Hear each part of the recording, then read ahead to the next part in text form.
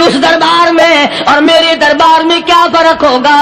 وہ کافر کا دربار ہے، یہ شہنشاہ کائنات کا دربار ہے، رحمت للعالمین کا دربار ہے، ساقی کوثر کا دربار ہے، شافی محشر کا دربار ہے، اللہ کے محبوب کا دربار ہے، آمنہ کے در یتیم کا دربار ہے، فاطمہ الزہرا کے ابا کا دربار ہے۔ اور بلال جلدی کر میرے دربار میں کافر کی بیٹی آئے، میں اس کا بھی پردہ کروں گا۔ تو پہلے بتاؤ کہ تم مسلمان بھی ہو کہ نہیں؟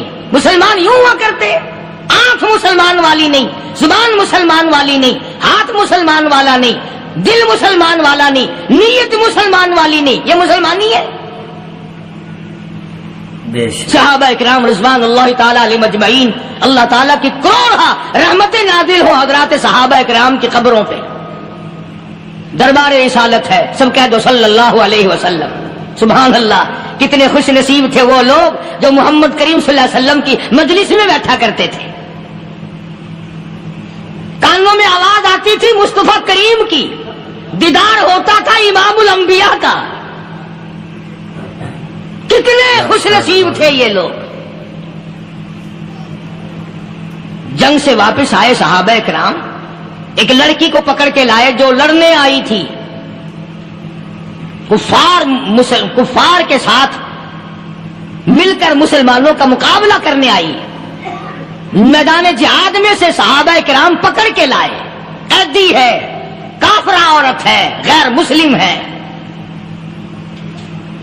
شہنشاہ کائنات حضرت محمد الرسول اللہ صلی اللہ تعالی علیہ وسلم کے دربار میں لا کے بٹھا دیا۔ ننگے سر ہے، ننگے منہ ہے، ننگے ہاتھ پیر ہیں۔ اللہ اکبر۔ کبھی آپ نے سوچا نہیں کہ تو کتنے بڑے نبی کا امتی ہے، کتنے بڑے سردار کا غلام ہے؟ رحمت والی چادر اتار کر فرمائی، او بلال یہ میری چادر لے لے، اس لڑکی کے سر پہ ڈال دے، پردہ کرا دے۔ عرض کیا گیا کسی کافر کی لڑکی ہے، یہودی کی لڑکی ہے، عیسائی کی لڑکی ہے، غیر مسلم کی لڑکی ہے، میدان جہاد سے گرفتار کر کے لائی گئی، قیدی لڑکی ہے، لڑنے آئی تھی، مارنے آئی تھی، اسلام کی دشمن ہے، دین کی دشمن ہے، قرآن کی دشمن ہے، مذہب کی دشمن ہے، خدا اور اس کے رسول کی دشمن ہے۔ اللہ تعالیٰ کے نبی حضرت محمد کریم صلی اللہ علیہ وسلم نے فرمایا، او لوگوں ٹھیک ہے، لڑکی کافر کی ہے، کفر کی حالت میں پلی ہے، کفر پھیلانے آئی ہے، کفر کو بچانے آئی ہے، اسلام کا مقابلہ کرنے آئی ہے، اسلام کو مٹانے کے لیے آئی ہے، پر اے میرے دیوانوں یہ تو بتاؤ، اپنے باپ کافر کے دربار میں بھی ننگے سر بیٹھے اور میں کالے کملی والے کے دربار میں بھی ننگی بیٹھے۔ سبحان اللہ۔ پھر اس دربار میں اور میرے دربار میں کیا فرق ہوگا؟ وہ کافر کا دربار ہے، یہ شہنشاہ کائنات کا دربار ہے، رحمت للعالمین کا دربار ہے، ساقی کوثر کا دربار ہے، شافی محشر کا دربار ہے، اللہ کے محبوب کا دربار ہے، آمنہ کے در یتیم کا دربار ہے، فاطمہ الزہرا کے ابا کا دربار ہے۔ اور بلال جلدی کر میرے دربار میں کافر کی بیٹی آئے، میں اس کا بھی پردہ کروں گا۔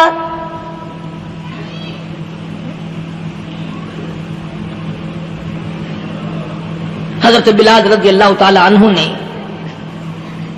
ذرا ایک اور لطیف سی بات ہے، تھوڑی سی باریک سی، اگر آپ سوچیں، لڑکی ہے تو کافرہ، لڑکی ہے تو بے دین، ہے تو اسلام کے دشمن۔ میں تو کئی مرتبہ سوچا کرتا ہوں کہ واہ لڑکی تیرا مقدر، ہے تو کافر کی بیٹی، خود بھی کافرہ ہے، مگر مقدر تو دیکھو، امام الانبیاء کی چادر سر پہ ڈالے بیٹھی ہے۔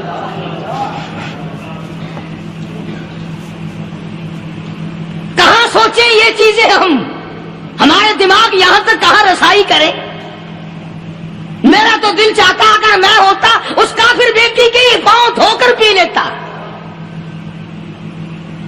تو ایڈی مقدروں والی، تو اینی خوش نصیب، ابھی ابھی قیدی بن کر آئی، ابھی ابھی ہاتھوں میں ہتکڑی تھی اور ابھی ابھی سر پہ رحمت دو عالم کی رحمت والی چادر ہے۔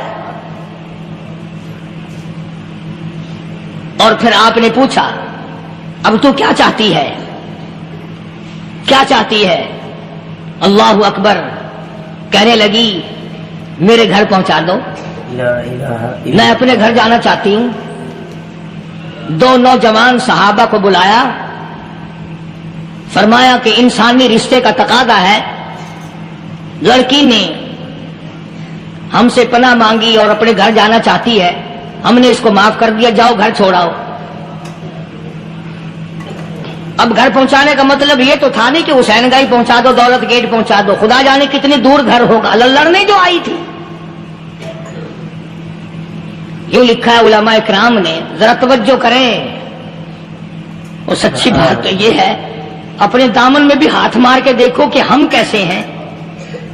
محمد رسول اللہ صلی اللہ علیہ وسلم کے دو جوان دیوانے ساتھ ساتھ اس کے چلتے ہیں, ایک ادھر چل رہا ہے ایک ادھر چل رہا ہے. جنگل کا راستہ ہے, رات بھی راستے میں آئی ہے. نوجوان لڑکی کا بیان ہے, اپنے بھائی کو جا کے کہتی ہے یہ دونوں جوان میری ساتھ راستہ چلتے آئے, میری ساتھ سفر طے کرتے آئے, پر اے میرے بھائی جان, رب کائنات کی قسم مجھے تو یوں معلوم ہوتا تھا دونوں اندھے چل رہے. مجال ہے میری طرف نظر اٹھائی ہو. یہاں تو رکشے والے کا داؤ لگ جائے وہ بعد نہیں آتا, ٹانگے والے کا داؤ لگ جائے وہ بعد نہیں آتا, اور پیر صاحب تو اپنے یہاں سے خشک جانے کیسے دیں گے؟ کیوں جانے دیں؟ کیا مطلب؟ یہ شرافت ہے, یہ دین ہے, یہ اسلام ہے.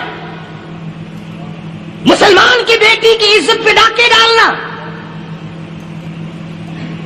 خدا کی قسم اگر اسلام کی حکومت ہو اور جس نبی کا تو نام لے کر جنت میں جانا چاہتا ہے, اگر نبی کا قانون زندہ ہو, قرآن کا قانون عدالت میں ہو, آنکھیں نکال دی جائیں. بے غیرت قوم, بے حیا بے شرم قوم, شرم نہیں آتی کہ زندگی کس طرح بسر ہوتی ہے. یہ کافروں کی بیٹیاں ہیں, یہ کسی یہودی کی بیٹیاں ہیں. چکلے چل رہے ہیں, بدماشی کے اڈے چل رہے ہیں, سب کو پتا ہے, افسروں کو پتا ہے, چھوٹے بڑوں لیڈروں کو پتا ہے. کون روکے, کس لیے روکے؟ پھر یاد رکھو بات محمد کریم صلی اللہ علیہ وسلم کی, فرمایا جس ملک میں جس شہر میں زنا ہوگا, اللہ کے نبی نے فرمایا وہ جس دن برباد ہوگا آواز بھی نہیں آئے گی.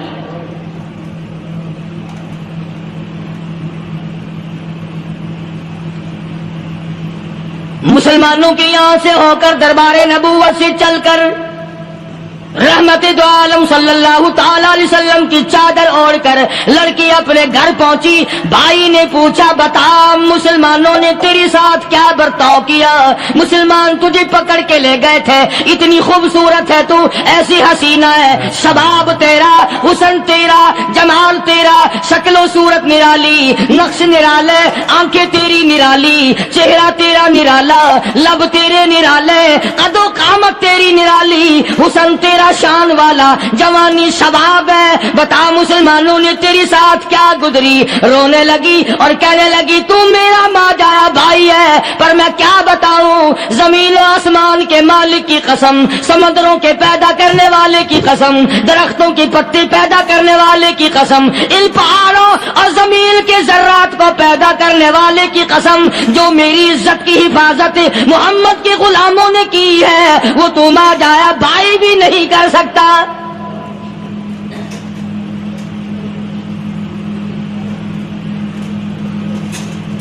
صداقت صداقت ہوتی ہے, حقیقت حقیقت ہوتی ہے, چھپتی تو نہیں. کاغذ کے پھولوں سے خوشبو کیسے آئے گی؟ پلاسٹک کے پھول گلاب کے بنا کر سرانے میں لگانے تو آسان ہے, مگر گلاب کی خوشبو نہیں تم لا سکتے. سبحان اللہ سبحان اللہ. ارے وہ بھائی بھی تھا تو کافر, پھر بھی مقدروں والا نکلا. انہوں نے تو کفر چھوڑ دیا, اور ہم سے ریت نہیں چھوٹتی, رسمیں نہیں چھوٹتی, ہم سے شرک نہیں چھوٹتا, ہم سے بدعات نہیں چھوٹتی. بھائی کہتا ہے بہن کو, توجہ کرو, کبھی دنیا میں انصاف کی بات کرنے والے لوگ بھی زندہ تھے. کفر اسلام ایک اور چیز ہے, انصاف کی بات تو کہا کرتے تھے. بھائی کہنے لگا بہن سے کہ میری بہن, چادر تیرے سر پہ نبی کی, کالی کملی والے کی چادر تیرے سر پہ ہے، یہ اس کے دیوانے تجھے ساتھ لے کے آئے ہیں اور انہوں نے تیری عزت اور آبرو کی حفاظت کی ہے. تو یہ بتا کلمے سے خالی آئی؟ ایسے دربار سے خالی آ گئی؟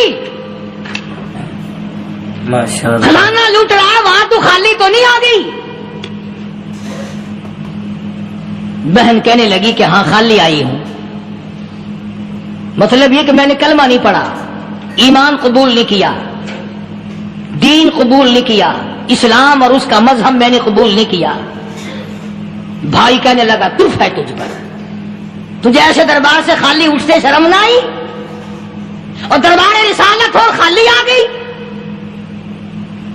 کیا بات کہی ہے عورت نے، سبحان اللہ، اللہ اکبر. کہنے لگی 2 وجہ سے میں نے کلمہ نہیں پڑھا. دل میرا چاہ رہا تھا، اندر میرا کہتا تھا کہ جب میرے سر پہ یہ چادر آئی میرا تو دل چاہتا تھا کہ لپٹ جاؤں قدموں سے آقا کے. بھائی میرا دل چاہتا تھا میں کھڑی ہو جاؤں دربار میں اور یوں کہوں میرا دل ہو تیرا گھر ہو، میرا دل ہو تیرا گھر ہو، تیرا در ہو میرا سر ہو. تمنا مختصر سی ہے مگر تمہید طولانی. میں نے کلمہ 2 وجہ سے نہیں پڑھا. پہلی وجہ تو یہ کہ جب تو سنتا، تجھ تک یہ بات پہنچتی کہ میری بہن نے کلمہ پڑھ لیا، تو شاید تیرے دماغ میں یہ بات نہ آ جائے کہ میری بہن سے مسلمانوں نے زبردستی کلمہ پڑھوایا ہوگا. اس لیے میں نے نہیں پڑھا. تیرے دماغ میں یہ بات نہ آئے کہ مسلمانوں نے مجبور کر کے قیدی بنا کر کے جو لے گئے تھے مجبور کر کے کلمہ پڑھایا اور میری بہن نے ڈر کے مارے کلمہ پڑھا. کلمہ پڑھنے کا پختہ پروگرام ہے، مزہ تو اب آئے گا نا، یہاں سے آزاد ہو کر جاؤں گی. اور دوسری بات اس نے اور پتے کی کہی، کہنے لگی بھائی میں نے کلمہ اس لیے بھی نہیں پڑھا کہ بہن جنت میں جائے بھائی دوزخ میں جائے. اصل میں تجھے لینے آئی ہوں، دونوں چل کر اس دربار کی غلامی کریں گے. میں نے یہ خوف کھایا کہ میرا بھائی غصے میں آ کر کفر پر اور مضبوط نہ ہو جائے، اس لیے مجھے آنے کی کوئی ضرورت نہیں تھی. اور کہنے لگی او میرے بھائی وہ دربار کوئی واپس آنے کا تھوڑا ہی ہے، وہاں تو جو گیا قربان ہو گیا، جو گیا قربان ہو گیا. چلو چلتے ہیں. دونوں بہن بھائی آ کر حضور اکرم صلی اللہ علیہ وسلم کے ہاتھ پہ کلمہ پڑھ کر مسلمان بن جاتے ہیں. وہ نبی کی ایک بات دیکھ کر کلمہ پڑھ کر مسلمان بن گئے. ہمارے سامنے لاکھوں حدیثیں، ہزاروں قرآن کی آیتیں ہیں، پر ہم آج تک مسلمان نہ بنے. اللہ اللہ. جب مرضی آئی نماز پڑھ لی، جب مرضی آئی زکات دے دی، جب مرضی آئی قرآن پڑھ لیا، جب مرضی آئی دین ایمان کر لیا، مرضی آئی چوری کر لی، مرضی آئی ٹھگی مار لی. اس کا نام دین نہیں ہے، اس کا نام ٹھگی اور فریب ہے. اس لیے قرآن کریم نے للکار کی کہا تأمرون الناس بالبر وتنسون انفسکم وانتم تتلون الکتاب. دوسروں کو اسلام کا نام لیتے ہو، دوسروں کے سامنے مسلمان بنتے ہو، حالانکہ تم کتاب پڑھتے ہو اللہ کی. افلا تعقلون، سوچتے کیوں نہیں ہو کہ تم کدھر چلے ہو؟ کیا پروگرام بنائے بیٹھے ہو؟ زندگی کا لاہ عمل یہ تو نہیں ہونا چاہیے جو تم نے بنایا ہوا ہے. اور آگے فرمایا تأمرون الناس بالبر وتنسون انفسکم وانتم تتلون الکتاب افلا تعقلون واستعینوا بالصبر والصلاة. اگر تکلیف آئے، پریشانی آئے، کوئی مصیبت آئے تو صبر اور نماز کے ساتھ قائم رہو. یعنی صبر نماز کے بغیر حاصل نہیں ہوگا، اور نماز قبول ہوگی تو صبر خود بخود آ جائے گا. چنانچہ اللہ والوں کی زندگی کا مطالعہ کرو، کتابیں اور حالات پڑھ کر کے دیکھو کہ انہوں نے ساری عمر میں ایک ایک نماز بھی ضائع نہیں ہونے دی. تمام عمر میں ایک ایک نماز ضائع نہیں ہونے دی. اور ہم لوگوں کی جوانی یوں ہی بیت جاتی ہے، جوانی یوں ہی گزر جاتی ہے. اسی کو کہتا ہے کہ کچھ نہ پرواہ کی میرے دین کی، آج میں تمہاری پرواہ کیسے کروں؟ وَإِنَّهَا لَكَبِيرَةٌ إِلَّا عَلَى الْخَاشِعِينَ۔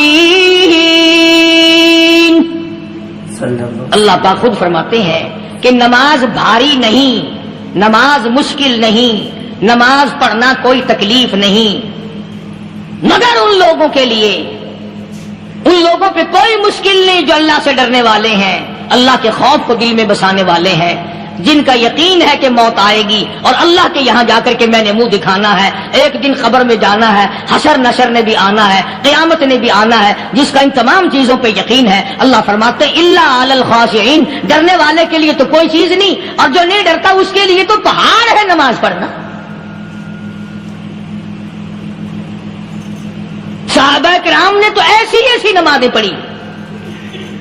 صحابی ہے مدنی کریم صلی اللہ علیہ وسلم کا، اپنے باغ میں نماز پڑھ رہا ہے، گنجان باغ ہے کھجوروں کا، کھجوروں کا باغ پکا کھڑا ہے، صحابی نماز پڑھ رہا ہے، ایک پرندہ کبھی ادھر سے آتا ہے کبھی ادھر جاتا ہے، گنجان باغ ہے، وہ نکلنا چاہتا ہے، پرندے کو راستہ نہیں ملتا، تو دوران نماز صحابی کی نظر پرندے پہ لگ گئی، دوران نماز صحابی کی نظر، وہ پھڑک پھڑک جو کرتا تھا نا کبھی ادھر کبھی ادھر، صحابی کی نظر پرندے پہ لگ گئی، نماز میں بھول گیا۔ بس اتنی سی بات ہوئی، آیا دربار رسالت میں اور کہنے لگا یا رسول اللہ وہ سارا باغ لے کر اسلام میں وقف کر لو، جس باغ کی وجہ سے میری نماز خراب ہو جائے میں وہ باغ ہی نہیں رکھتا۔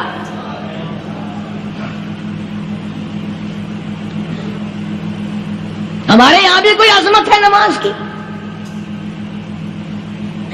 کون پرواہ کرے؟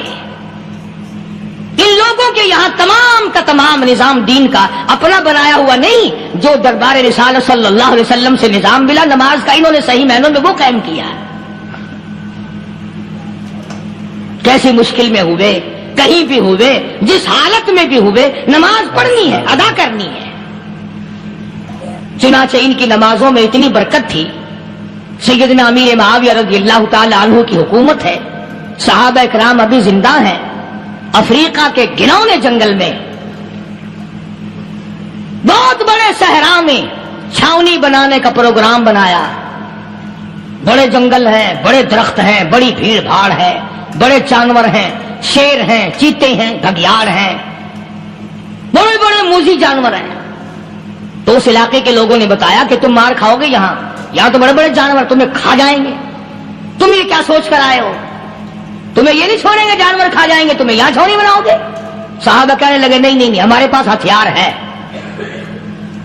کمانڈر کہنے لگا، ایک صحابی تھا حضور اکرم صلی اللہ علیہ وسلم کے زمانے کا دیدار کرنے والا، بڑا دیوانہ پروانہ، کمانڈر نے اسے حکم دیا تو 2 وضو کر، 2 رکعت نماز ادا کر، اور 2 رکعت نماز ادا کرنے کے بعد درخت پہ چڑھ جا، اور درخت پہ چڑھ کر یہ آواز لگا، او جنگل کے ہاتھیوں، او جنگل کے بھگیاڑوں، او جنگل کے شیروں، او جنگل کے موذی جانوروں، اور ناگ وٹھوؤں، اور سانپ بیچھوؤں، اور فلاں جانوروں، اور فلاں جانوروں، ہم غلام ہیں محمد عربی صلی اللہ تعالی علیہ وسلم کے، اور میں تمہیں حکم دیتا ہوں 24 گھنٹے کی اجازت ہے، 24 گھنٹے کے اندر اندر تمام جنگل خالی مانگتا ہوں۔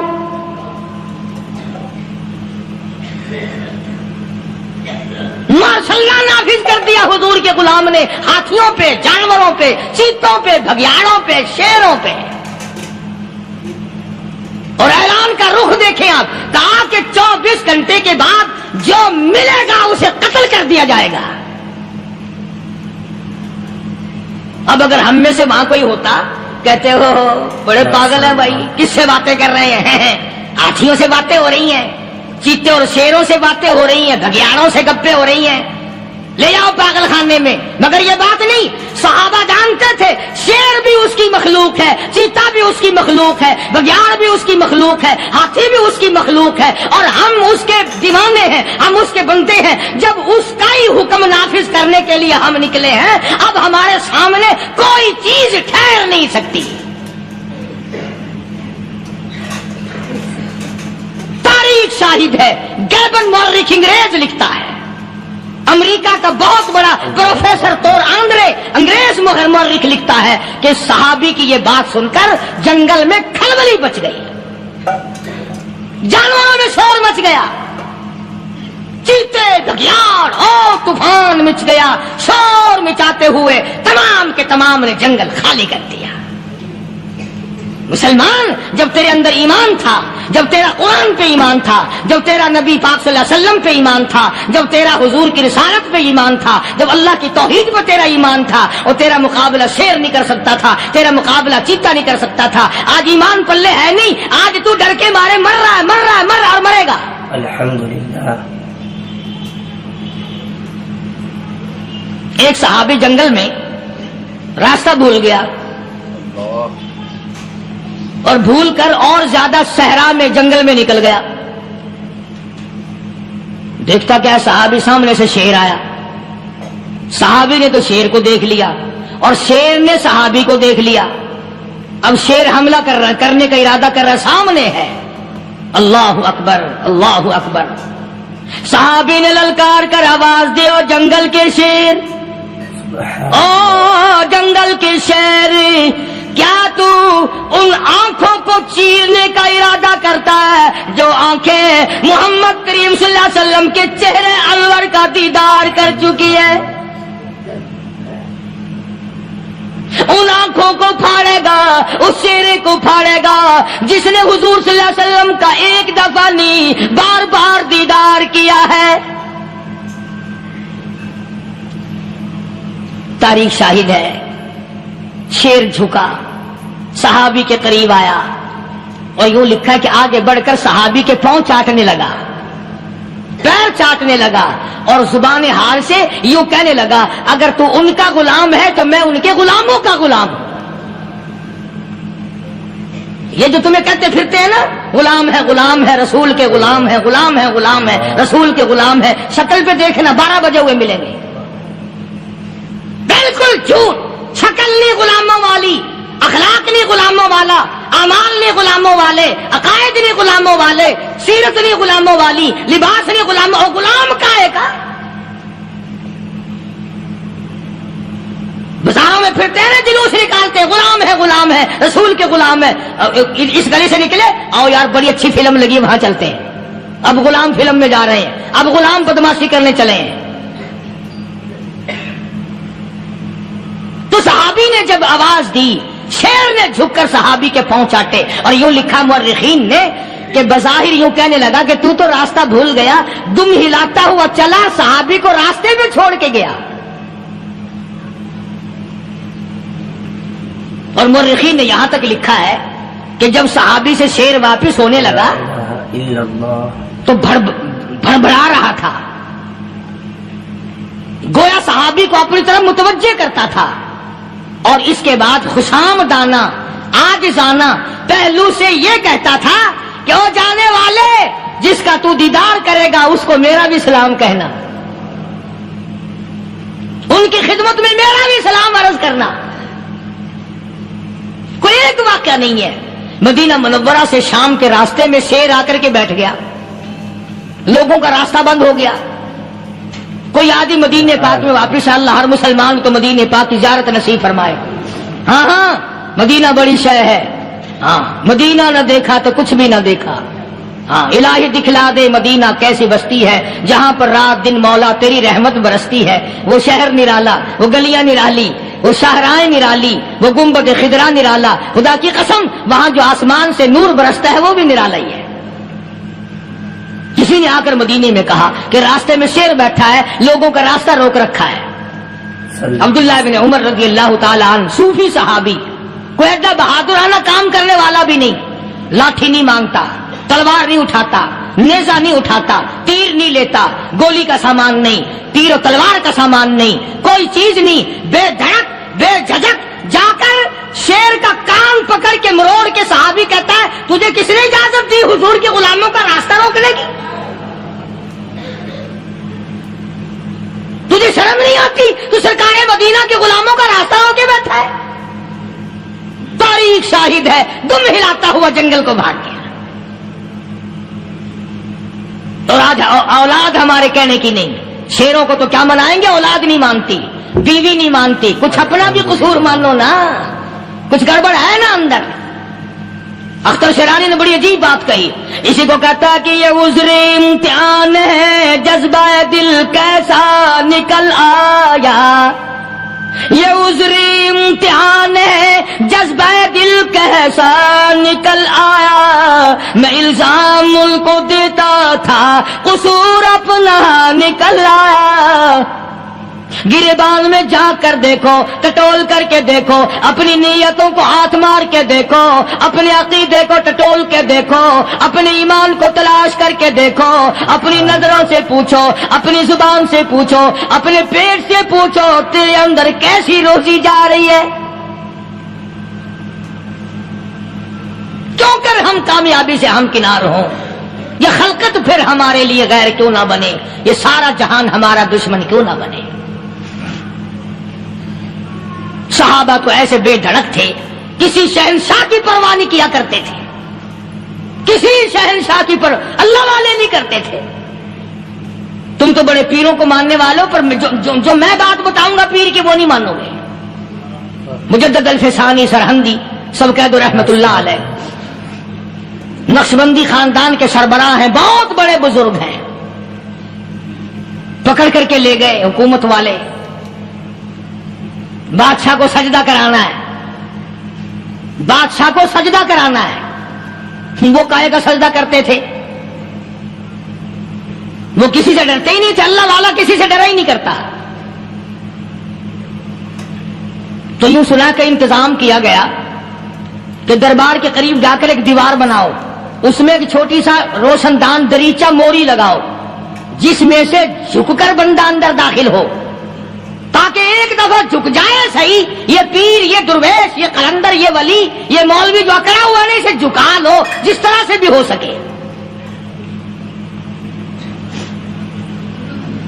اب تمہاری نظروں میں تو ہماری کوئی قیمت نہیں، تم جو یہاں جمعہ پڑھنے آتے ہو، تمہارے خیال میں ہماری کوئی قیمت نہیں، وضو کیا، سنتیں پڑھی، جمعہ پڑھایا، بس ہمیں نہ کوئی جانتا ہے نہ کوئی پہچانتا ہے۔ تم کیا جانو کہ صوبائی ہوم ڈپارٹمنٹ میں ہمارے تذکرے، مرکز گورنمنٹ میں ہمارے تذکرے، کون سیدھا چل رہا ہے، کون الٹا چل رہا ہے، کون ہمارے لیے خطرناک ہے، اور تمہیں کیا پتا، ہمیں تو لوگ ڈبل سٹار لکھتے ہیں۔ مجدد الفسانی سرہندی رحمت اللہ علیہ کے لیے کھڑکی بنائی گئی، جھک کر داخل ہوگا، اسی بہانے سے جھک جائے گا۔ مگر اللہ والوں کو عقل اللہ ہی عطا کرتا ہے۔ جب وہاں گئے نا، انہوں نے کہا جی اس میں سے داخل ہو کے اندر چلنا ہے۔ مجدد صاحب نے پہلے دونوں پیر داخل کیے، بجائے یوں جھک کر داخل ہونے کے یوں لمبے ہو کے داخل ہو گئے، پیر اندر پہلے داخل کر لیے، یعنی اور بے ادبی کی کہ پیر پہلے لے گئے، میرے پاؤں ہے تیرا سر ہے، لاؤ ملاقات کر۔ اللہ والا جھکا ہی نہیں۔ پر اس اللہ والے کو یہ پتہ نہیں تھا کہ میں تو زندہ کے سامنے نہیں جھکتا، یہ مرووں کے سامنے جھکتے پھریں گے لوگ۔ انہیں یہ پتہ نہیں تھا کہ یہ قبروں کی مٹی چاٹتے پھریں گے، یہ رات دن شرک کی لعنت میں گرفتار ہو کر کے مریں گے۔ لگے ہوئے ہیں میلے، بھر بھر کے خلقت جا رہی ہے، پھوڑے پھنسی کا علاج ہوگا، بیماریوں کا علاج ہوگا، پانی چشمے کا پی آؤ، پانی چشمے کا پی آؤ۔ مخدوم رشید کے علاقے کے سارے سال اس کھڈے میں لوگ ہگتے ہیں، اور انشاءاللہ یہ اس مہینے میں جا کر وہ گو کا ملا ہوا تبرک پی کے آتے ہیں، بڑا بہترین تبرک ہے وہ۔ نوح علیہ السلام کی قوم نے کشتی پخانہ کر کر کے بھر دی تھی نا، حضرت نوح علیہ السلام اللہ کے حضور میں رو پڑے، فرمایا دیکھ میرے رب، تو نے حکم دیا، کہاں سے لکڑیاں لایا، چختے چیرے، تختوں کو جوڑا، اتنی محنت کی، میں نے کشتی بنائی، اور ان ظالموں نے ہگ ہگ کے بھر دی۔ فرمایا میرے نو گھبرانا، اگر انہی سے نہ چٹوا دوں تو میری خدائی کیا ہوئی؟ گھبرانا، 950 سال مار کھانے والے پیغمبر، میں تیرا ساتھی ہوں، تو کیوں گھبرایا؟ تو کانوں تک لبا لب پخانا کر کر کر کے بھر دی، قوم میں بیماری پھیل گئی۔ جو عورت چلے کہاں چلی کہ نوح علیہ السلام نے کشتی میں پخانا کرنے چلی، جو بڈھا پرانا پیپا جائے، بڑے میاں کہاں جا رہے ہو؟ کشتی میں پخانا کرنے چلا ہوں۔ اللہ میاں نے خارش کی بیماری بھیج دی، ہو چھوٹے بڑے امیر غریب جوان بوڑھے مرد اور پھرے آگا پیچھا کھجاتے ہوئے کسر کسر کسر کسر تنگ ہو گئے سارے. وہ ایک بڈھا بڑا خارش کا مارا ہوا تنگ بیمار بھی بعد نہ آیا. وہ کشتی کے کنارے پہ بیٹھ کے پخانہ کرنے لگا نا, پیر پھسل گیا دھڑم اندر تبرک کے, اور وہ ساری جان لتھڑ گئی, سارا سن گیا. باہر آ کے پانی پونی سے صاف کیا, وہ جہاں جہاں گندگی لگی تھی نا وہ خارش ہی ختم ہو گئی. چڑھ گیا درخت پہ کہنے لگا آؤ خارش کی دوا مل گئی, بیماری کا علاج مل گیا, آؤ مفت. آ گئی دنیا بیماری میں, اور کیا چاہیے, بھاگی بھاگی خلق. انہوں نے کہا ہے, انہوں نے کہا بظاہر دیکھنے میں یہ گند ہے, یہ کھاج کی دوا ہے, من لو اٹھا کے. لب بھر بھر کے لوگ. حدیث میں آتا ہے, ارشاد ہے مدنی کریم صلی اللہ علیہ وسلم کا کہ بعض لوگ اللہ کی زمین پہ چلتے ہیں, بعض لوگ اللہ کی زمین پہ چلتے ہیں اور زمین اللہ سے یہ اجازت مانگتی ہے, پروردگار اگر اجازت ہو میں اس کو نگل جاؤں, میں نہیں چاہتی کہ اس کے منحوس قدم مجھ پہ پڑتے رہیں, اجازت ملے میں اس کو لقمہ بنا کر کے نگل جاؤں, اس کو زمین کی تہ میں لے آؤں.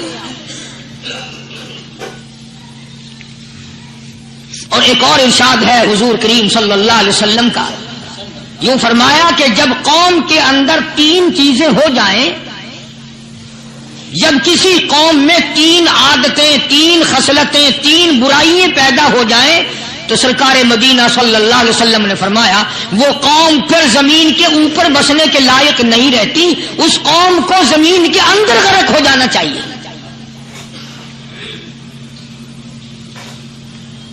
وہ کون سی باتیں ہیں؟ ارشاد فرمایا محمد عربی صلی اللہ علیہ وسلم نے کہ پہلی بات تو ان کی یہ ہے کہ جب قوم کے امیر لوگ, غنی لوگ, مالدار لوگ بخیل ہو جائیں, اللہ تعالیٰ نے جو ان کو سرمایہ دیا ہے, رب العالمین نے جو ان کو پیسہ اور دولت دی ہے, اس میں کسی غریب کا وہ حصہ ہی نہ رکھے. چنانچہ آج آپ دیکھ لیں فالتو لاکھوں روپیہ لگ جائے گا, لیکن کسی بیوہ کے گھر ایک سیر آٹا دینا, کسی یتیم کے سر پہ ہاتھ پھیرتا ہوا امیر آدمی شرماتا ہے کبھی میرے ہاتھ کی ہتھیلی نہ گھس جائے. حالانکہ ارشاد فرمایا مدنی کریم صلی اللہ تعالی علیہ وسلم نے بعد وقت ایسا قبولیت کا ہوتا ہے جو آدمی یتیم کے سر پہ ہاتھ پھیر دے محبت کے ساتھ, یہ بچہ یتیم ہے, اس کا لاڈ اجڑ گیا, اس کا مان اجڑ گیا, اس کا ابا رخصت ہو گیا, اس کو گود میں بٹھا کر پوچھنے والا چلا گیا بیٹا تو کیا چیز کھاوے گا. حضور کریم صلی اللہ تعالی علیہ وسلم نے فرمایا جب یتیم کے سر پہ آدمی محبت کے ساتھ شفقت کے ساتھ ہاتھ پھیرتا ہے, اللہ پاک یوں فرماتا ہے مجھے اپنی کبریائی کی قسم جتنے بال اس کے ہاتھ کے نیچے آ جاتے ہیں اتنی نیکیاں ہاتھ پھیرنے والے کے نام اعمال میں لکھ دی جاتی ہے.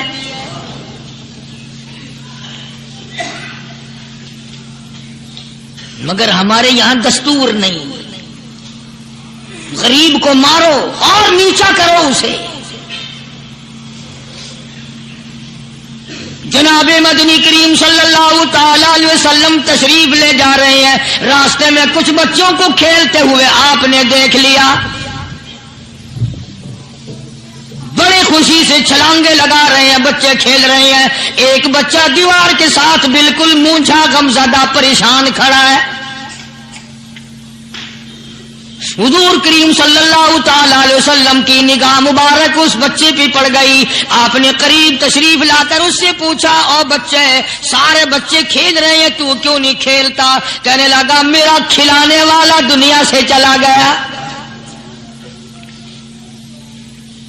کیسے کھیلوں, ابا نہیں اماں نہیں, ہر وقت پریشان رہتا ہوں, لوگوں کے دروازوں پہ چوکھٹوں پہ دھکے کھاتا ہوں. آپ مدنی کریم صلی اللہ تعالی علیہ وسلم نے رحمت والے ہاتھ سے اس یتیم کی انگلی پکڑی اور اپنی ساتھ پیار کرتے ہوئے تشریف لے آئے. فرمایا جناب عائشہ صدیقہ رضی اللہ تعالی عنہا سے, اللہ والی آج اللہ پاک نے تجھے بڑی غنیمت بخشی ہے, بڑی دولت دی ہے, عید کا دن ہے, میں عید کی نماز کے لیے جا رہا تھا, بچے سارے خوشیاں منا رہے تھے, یہ بچہ دیکھا میں نے بڑا غمزدہ کھڑا تھا, بڑا پریشان کھڑا تھا. اب میں نے اس سے پوچھا آج عید کا دن ہے تو خوشی کیوں نہیں مناتا؟ بچہ نے جواب دیا میری خوشی منانے والے دونوں ہی چلے گئے.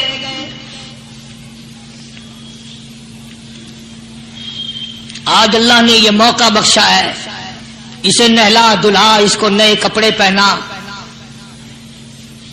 معصوم بچے کے سر پہ ہاتھ پھیرتے ہوئے فرمایا بیٹا گھبرانا, یہ عائشہ صدیقہ تیری اماں ہے, میں محمد الرسول اللہ آج سے تیرا ابا بن گیا ہوں.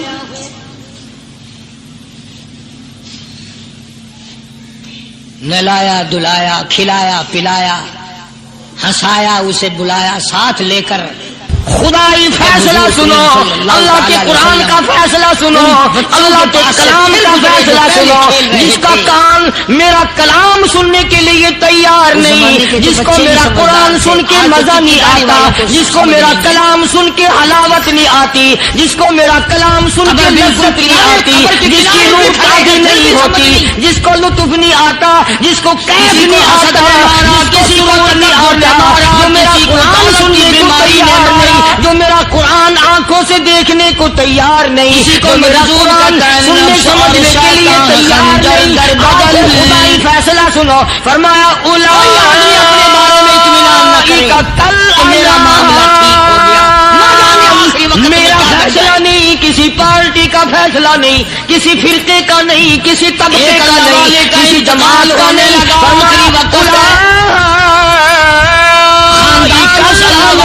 چاروں طرف بیٹھا ہوا مریدین بیٹھے ہوئے, مالک خالق کا بچہ بیٹھا ہوا, کی قسم یہ سارے جانور ہے, اس کی زبان کے سارے جانور ہے, یہ درندے ہیں جو ایک دوسرے کو چیر پاڑ کر کھاتے ہیں, یہ درندے ہیں جو ایک دوسرے کا خون پیتے ہیں. جانوروں سے بھی بدتر. میرے بندو میرا رمضان ہے, میرا قرآن ہے, یہ تمہارے لیے سفارشی بنیں گے. شہر رمضان الذی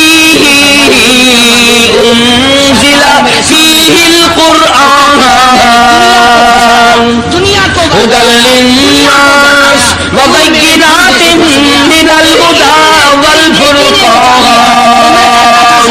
اور میرے بندو میں نے رمضان میں قرآن مجید کو نازل کیا, اس کو کلام الہی سے مشابہت ہو گئی. اب تیری زبان ہو, میرا کلام ہو, مہینہ رمضان ہو, ادھر میری جنت ہو, تیرے لیے سال پہلے سجا کے رکھ دو. دل کو کیا بن جائے گا؟ فرمایا نفس اور شیطان ہے خنجر در بغل, نفس اور شیطان ہے خنجر در بغل, وار ہونے کو ہے اے غافل سنبھل. آیا دشمن کا وار. 4 نمازیں پڑھی, باقی ساری دنیا کافر نظر آنے لگ جاتی ہے. میں نمازی ہوں, یہ سارے بے ایمان پھرتے ہیں. شیطان پیدا کرتا ہے یہ چیزیں. اگر اللہ نام پہ تھوڑی سی کبھی خیرات کر دی تو بہانے لوگوں کے سامنے ذکر ہو رہا ہے, اجی آج کل تو ہمارے کاروبار نہیں, ورنہ انشاءاللہ فلاں مسجد جو ہے نا یہ ہم نے بنائی تھی. بہانے بتانا.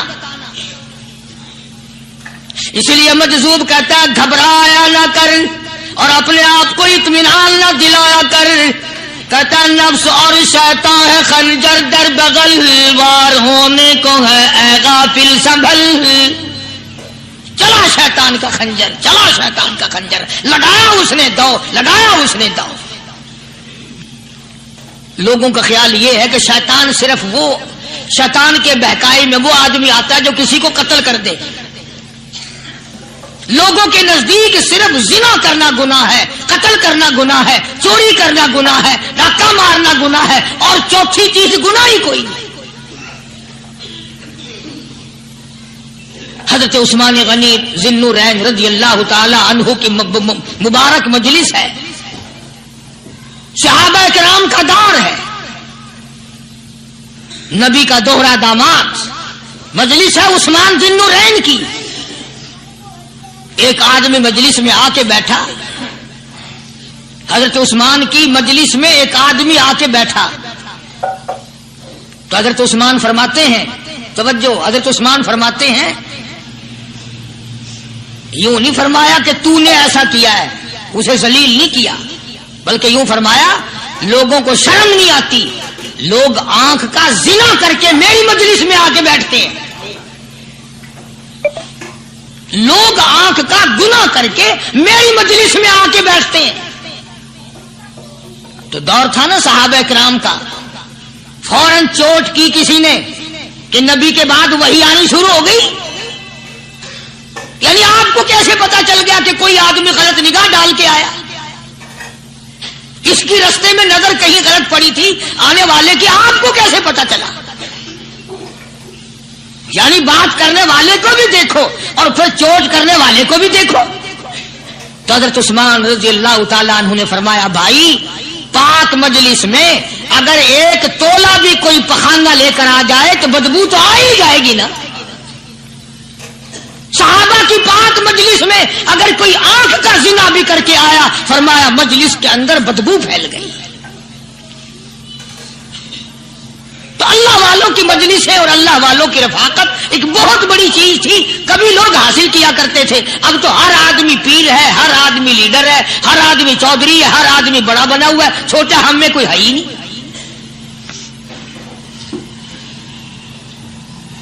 اور ان ولیوں کی بھی الگ الگ بچاروں کی رمزیں ہوتی ہیں. علماء کرام نے لکھا ہے، حضرت خواجہ باقی باللہ رحمت اللہ علیہ دلی میں مزار ہے، بہت بڑے بزرگ گزرے ہیں. دیکھو میں ذکر خیر کر رہا ہوں نا، کئی لوگ تمہیں نکلتے ہوئے ٹانگے والے، گھوڑے والے، رکشے والے کہتے ہیں قاری علی ولیوں کو نہیں مانتا. میں یہ ذکر خیر ولیوں ہی کا تو کر رہا ہوں. بات صرف اتنی ہے، تمہیں اچھی لگے یہ بری لگے، میں ننگوں کو نہیں مانتا. میرے نزدیک ولی وہ ہے جس کی رگ رس سے، نس نس سے، خون کے قطرے قطرے سے، ہر ادا سے، ہر سنت سے، ہر طریقے سے محمد عربی صلی اللہ علیہ وسلم کی سنت زندہ ہوتا ہو. میں اس کو ولی نہیں مانتا جو کپڑوں سے ننگا پھرتا ہو.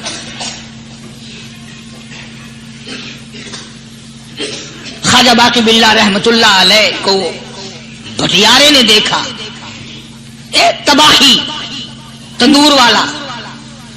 حضرت خواجہ صاحب کو دیکھا کہ جامع مسجد دلی کے پیڑیوں پہ، سیڑھی پہ کبھی چڑھتے ہیں، کبھی اترتے ہیں، کبھی چڑھتے ہیں، کبھی اترتے ہیں، پریشانی کا عالم. تو تباہی تو ضرور تھا، بٹیارہ تو تھا، مگر تھا تو دلی کا. وہ سمجھ گیا کہ حضرت کو کوئی پریشانی ہے. پہنچا اور جا کے کہنے لگا، حضرت کیا بات ہے، آج رات کافی گزر گئی ہے، آرام فرماؤ، کبھی چڑھتے ہو کبھی اترتے ہو، پریشانی کیا پریشانی ہے؟ فرمایا 4 مہمان ہیں، کھانا کھلانا ہے، میرے پلے کچھ نہیں. اندازہ لگاؤ، ابھی ابھی ولی یہ کہہ رہا کہ میرے پلے ڈھیلا دمڑی کچھ نہیں، 4 مہمان ہیں، شرمندہ ہوں ان کو کھانا کھلانے کے لیے. تو وہ کہنے لگا، حضرت یہ کون سی فکر کی بات ہے، میں بھی لاتا ہوں. وہ کھانا لایا اور حضرت کے مہمانوں کو کھانا کھلایا. کھانا کھا لیا، فارغ ہو گئے. دیکھو ولی کی بات، ابھی تو کہتا تھا کہ روٹی نہیں ہے، اور ابھی ابھی وہی ولی کہتا ہے بٹیارے کا ہاتھ پکڑ کے، مانگ کیا مانگتا ہے، مانگ کیا مانگتا ہے. اب تیرے جیسا اگر وہاں ہوتا تو کہتا کہ جی کوئی گورنری شرمندری دلاؤ، اسمبلی کی ممبری دلاؤ. کوئی تھوڑے علاقے کا ڈھیر سیاح ہو گیا تو آخیا کہ جی میں کو بئی پر نہ دو، پہلی پرانی تھی گئی ہے ہوں، میں کو کوئی نوی لاوی چا پر نہ ہو. یہ شے منگنی ہے، اور کیا منگے. خواجہ باقی باللہ رحمت اللہ علیہ بٹیارے کا ہاتھ پکڑے کھڑے ہیں، فرمانے لگے مانگ کیا مانگتا ہے. وہ تباہی بھی دلی کا تھا نا، کہنے لگا حضرت بس اللہ کا دیا سب کچھ ہے، بس آپ رہنے دیں۔ فرمایا نہیں نہیں، مانگتا ہے۔ اس نے کہا حضرت پھر اگر دینے پہ ہی آئے ہو نا، اور اگر اتنا ہی دریائے کرم جوش میں ہے اور آپ دینے کا جذبہ لیے ہوئے ہیں، پھر مجھے اپنے جیسا بنا دو، اپنے جیسا بنا دو۔ کیا مانگا ہے؟ مجھے اپنے جیسا بنا دو۔ فرمایا نہیں برداشت کر سکے گا۔ تو کہنے لگا پھر پوچھتے کیوں ہو کیا مانگتا ہے؟ جب دینا ہی کچھ نہیں تو پوچھتے کیوں ہو؟ اگر دینے پہ آئے ہو اپنے جیسا بنا دو۔ یوں لکھا ہے کہ خواجہ باقی باللہ نے اس بٹیارے کو اپنے سینے سے لگا کر کے تھوڑا سا دبایا تھا، پٹاخ کر کے روح نکل گئی بٹیارے کی۔ بلا جو تجلیات خدا بندی بتدریج آہستہ آہستہ سینے میں آئے تھے، ان کا کرنٹ وہ یکدم برداشت کیسے کرتا؟ میرا عرض کرنے کا مقصد یہی ہے کہ ہم لوگ اپنے آپ کو کب سنبھالیں گے، اور وہ کون سا وقت آئے گا کہ ہم اس بات کے قائل ہوں گے اور تسلیم کریں گے کہ جو کرتا ہے خدا کرتا ہے، بندہ کچھ نہیں کر سکتا۔ تو میں نے اس لیے عرض کیا، مجذوب کہتا ہے نفس اور شیطان ہے خنجر در بغل، نفس اور شیطان ہے خنجر در بغل، وار ہونے کو ہے اے غافل سنبھل۔ کبھی 4 دن بیٹھ کے اللہ اللہ کر لی، تسبیح پھیر لی، تو دوسروں کو یہ تو دنیا کے دھندے میں پھنسے ہوئے ہیں، میں بہت بڑا ولی ہوں، میں بہت بڑا ابدال ہوں، مجھ سے بڑا تو کوئی نیک ہے ہی نہیں۔ یہ بہت بڑی مار ہے شیطان کی۔ اسی کو کہتا کہ نفس اور شیطان ہے خنجر در بغل، وار ہونے کو ہے اے غافل سنبھل، آ نہ جائے دین و ایمان میں خلل، آ نہ جائے دین و ایمان میں خلل، باز آئے بدعمل۔ کچھ تو سوچ، کس کی تو پیداوار ہے؟ کس نے تجھے بنایا؟ کس نے تجھے یہ آنکھیں دی؟ کس نے یہ لب دیے؟ کس نے یہ دل دیا؟ کس نے یہ دماغ دیا؟ کس نے یہ شعور بخشا؟ کس نے یہ ساری چیزیں عطا فرمائی؟ اللہ پاک کی ذات فرماتی ہے او لوگوں، مجھے بھی بڑا دکھ لگتا ہے، مجھے بھی بڑا صدمہ ہوتا ہے، میرا قہر جوش میں آ جاتا ہے جب پیاری شکل بناؤں میں، پیاری صورت بنائی میں نے، پیارا ماتھا سونی شکل بنائی میں نے، جب میری چوکھٹ کے سوا دوسروں کے دروازے پہ جا کے تو ماتھا رکھتا ہے، فرمایا میرا قہر جوش میں آتا ہے تجھے برباد کر دوں۔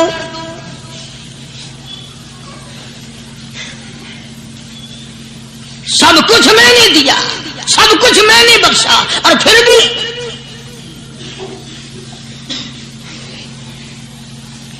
شاہ عبد القدوس گنگوہی رحمت اللہ علیہ بہت بڑے بزرگوں میں سے گزرے ہیں، بہت بڑے اللہ والے تھے۔ ایک راستے سے گزر رہے ہیں، مریدین ساتھ ہیں، حلقہ ساتھ ہے، راستے میں ایک گندگی کا ڈھیر پڑا ہوا تھا، بدبو آ رہی تھی، تو شاہ عبد القدوس نے اپنے حلقے اثر کے لوگوں سے اور مریدوں سے کہا ٹھہر جاؤ۔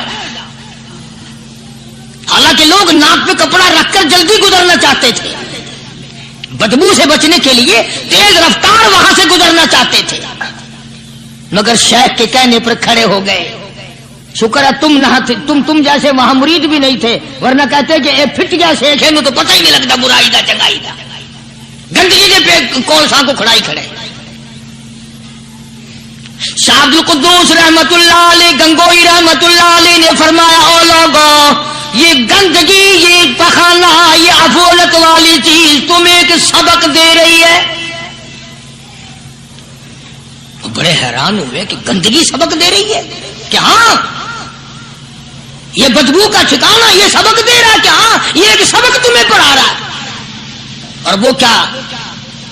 شیخ فرمانے لگے یہ گندگی تم سے کہتی ہے او لوگوں، کل سے پہلے میں مٹھائی کی صورت میں حلوائی کی تھال میں رکھا ہوا تھا، جو دیکھتا تھا اس کے کے منہ میں پانی آ جاتا تھا، حلوے کی صورت میں تھا، جلیبی کی صورت میں تھا، امرتی کی صورت میں تھا، اور اے گندگی کا ڈھیر لوگوں تم سے یہ کہتا ہے کل میں فروٹ والے کی ٹوکری میں رکھا ہوا تھا، اناج کی شکل میں تھا، غلے کی شکل میں تھا، پھل کی شکل میں تھا، فروٹ کی شکل میں تھا، مٹھائی کی صورت میں تھا، جو مجھے دیکھتا تھا اس کو میں پیارا لگتا تھا، میری چاہت معلوم ہوتی تھی، میری ضرورت معلوم ہوتی تھی، جو دیکھتا تھا منہ میں پانی آ جاتا تھا۔ اور انسان ایک رات تیرے پیٹ میں جانے کا اتفاق ہوا اور انسان آ دیکھ لے میرا کیا حال بن گیا۔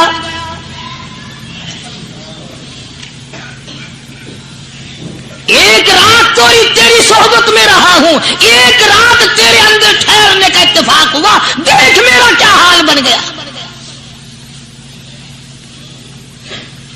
ہر شخص مجھ سے نفرت کرتا ہے، مجھ سے بدبو کی وجہ سے نفرت کرتا ہے، ناک پہ کپڑا رکھتا ہے، میرا کیا حال بن گیا۔ اور بندے تجھے 40 50 60 سال گزر گئے، تو نے اپنے اندر خوشبو پیدا کرنے کی کوشش نہ کی۔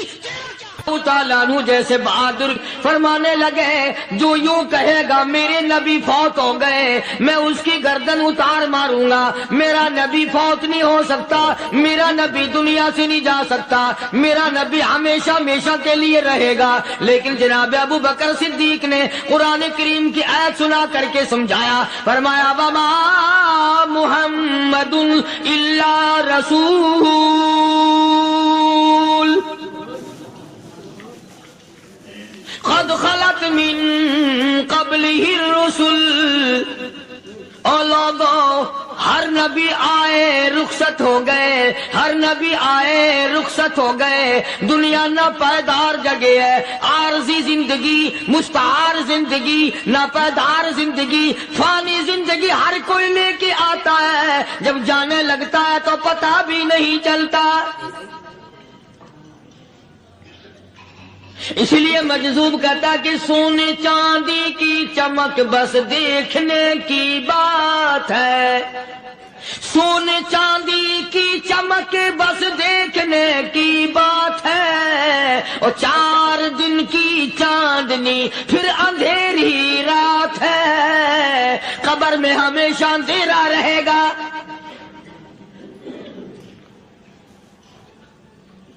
صحابہ اکرام نے وہ صدمہ دیکھا، وہ پریشانی دیکھی، کائنات میں کسی نے نہیں دیکھی۔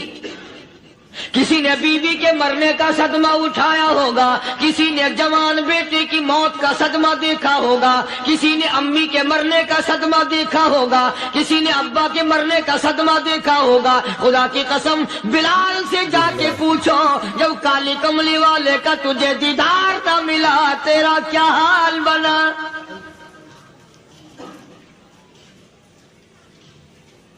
صحابہ اکرام نے وہ عشق نبھایا، کمال کر دیا۔ بڑے سے بڑی مصیبت آئی، اسلام کا سودا نہیں، ایمان کا سودا نہیں، دنیا کی طرف آئے ہی نہیں۔ کون ان حضرات کا مقابلہ کرے گا؟ کئی لوگ کہہ دیتے ہیں جی صحابہ انسان تھے، ان سے بھی غلطی ہو، میں ٹھیک ہے، میں کہتا ہوں تھے تو انسان، پر یہ دیکھو شاگرد کس کے ہیں۔ صحابہ ہیں تو انسان، پر یہ اندازہ لگاؤ مرید کس کے ہیں۔ صحابہ ہیں تو انسان، پر یہ سوچو کہ یہ مقتدی کس کے ہیں۔ صحابہ ہیں تو انسان، پر یہ دیکھو صحابہ اگر سپاہی ہے تو کالی کملی والا کمانڈر ان چیف ہے۔ براہ راست محمد عربی صلی اللہ علیہ وسلم کے صحابہ شاگرد ہیں، صحابہ حضور کے مرید ہیں، صحابہ حضور کے مقتدی ہیں، صحابہ حضور کی فوج کے سپاہی ہیں۔ ایک ایک نے کمال کر دیا۔ جناب ابو بکر صدیق رضی اللہ تعالیٰ عنہ فرماتے ہیں میں اچانک محلے میں جا نکلا۔ ابو بکر کہتا میری یہ عادت تھی، شروع پہ جو اسلام آیا مکے میں، چودھری مارتے ہیں، رئیس مارتے ہیں، سردار مارتے ہیں، کمزوروں کو مارتے ہیں، جو کلمہ پڑھتا تھا پہاڑ ٹوٹ جاتے تھے، پیر پکڑ کر کر مکی کی گلیوں میں گھسیٹا جاتا تھا، چمڑا ادھر جاتا تھا۔ آج یہ بات کہنا بڑا آسان ہے، تبلیغی ساتھی سفر کرتے ہیں، تکلیف اٹھاتے ہیں، اگر جی جاؤ کافروں کو کلمہ سکھا کے آؤ، اور کلمہ تو تیرے پلے نہیں تو کافروں کو تو پھر پہنچائیں گے نا۔ 80 سال کی عمر ہے، کلمہ صحیح نہیں آتا، قبر بالکل سر پہ ہے، موت سر پہ ہے، قبر سامنے ہے، پھر بھی کلمہ نہیں آتا۔ اور میں تو کئی مرتبہ کہا کرتا ہوں کہ یہ بھی فکر کیا کرو کہ اس نبی کی ذات پر تم درود پاک پڑھتے ہو صلی اللہ علیہ وسلم، جس کی ذات پہ خود خدا درود بھیجتا ہے، فرشتے بھیجتے ہیں، ہزاروں بار مجھ کو عنبر سے منہ دھو کر کے اگر درود پڑھو تو ڈرنا چاہیے بے ادبی نہ ہو جائے، تو غلط ہو درود پڑھتا ہے نبی کی ذات پہ۔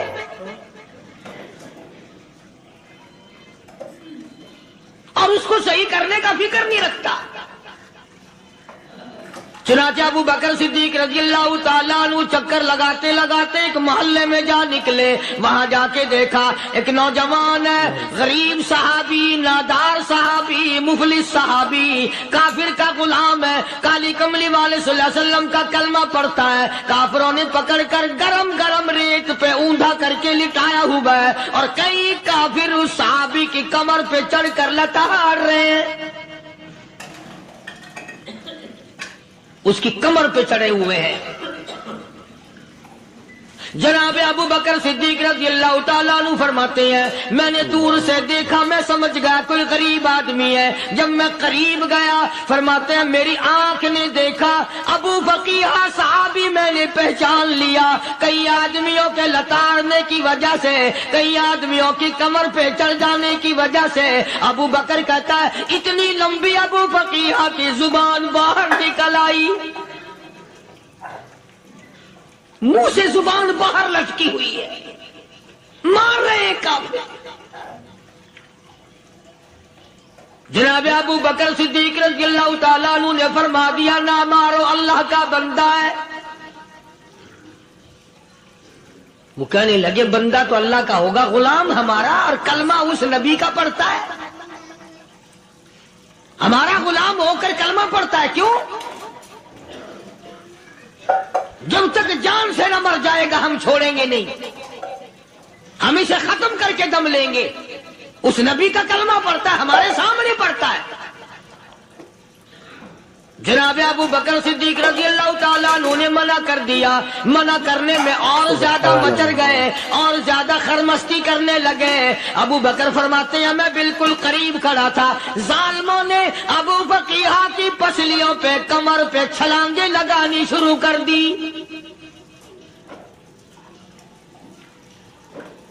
جناب صدیق اکبر رضی اللہ تعالیٰ عنہ فرماتے ہیں میں بالکل قریب کھڑا تھا، جب انہوں نے چھلانگیں لگائیں صحابی بے نوا اور مفلس غریب صحابی کی کمر پہ، اچانک میرے کانوں میں کڑاک کڑاک کر کے پسلیاں ٹوٹنے کی آواز آنے لگی۔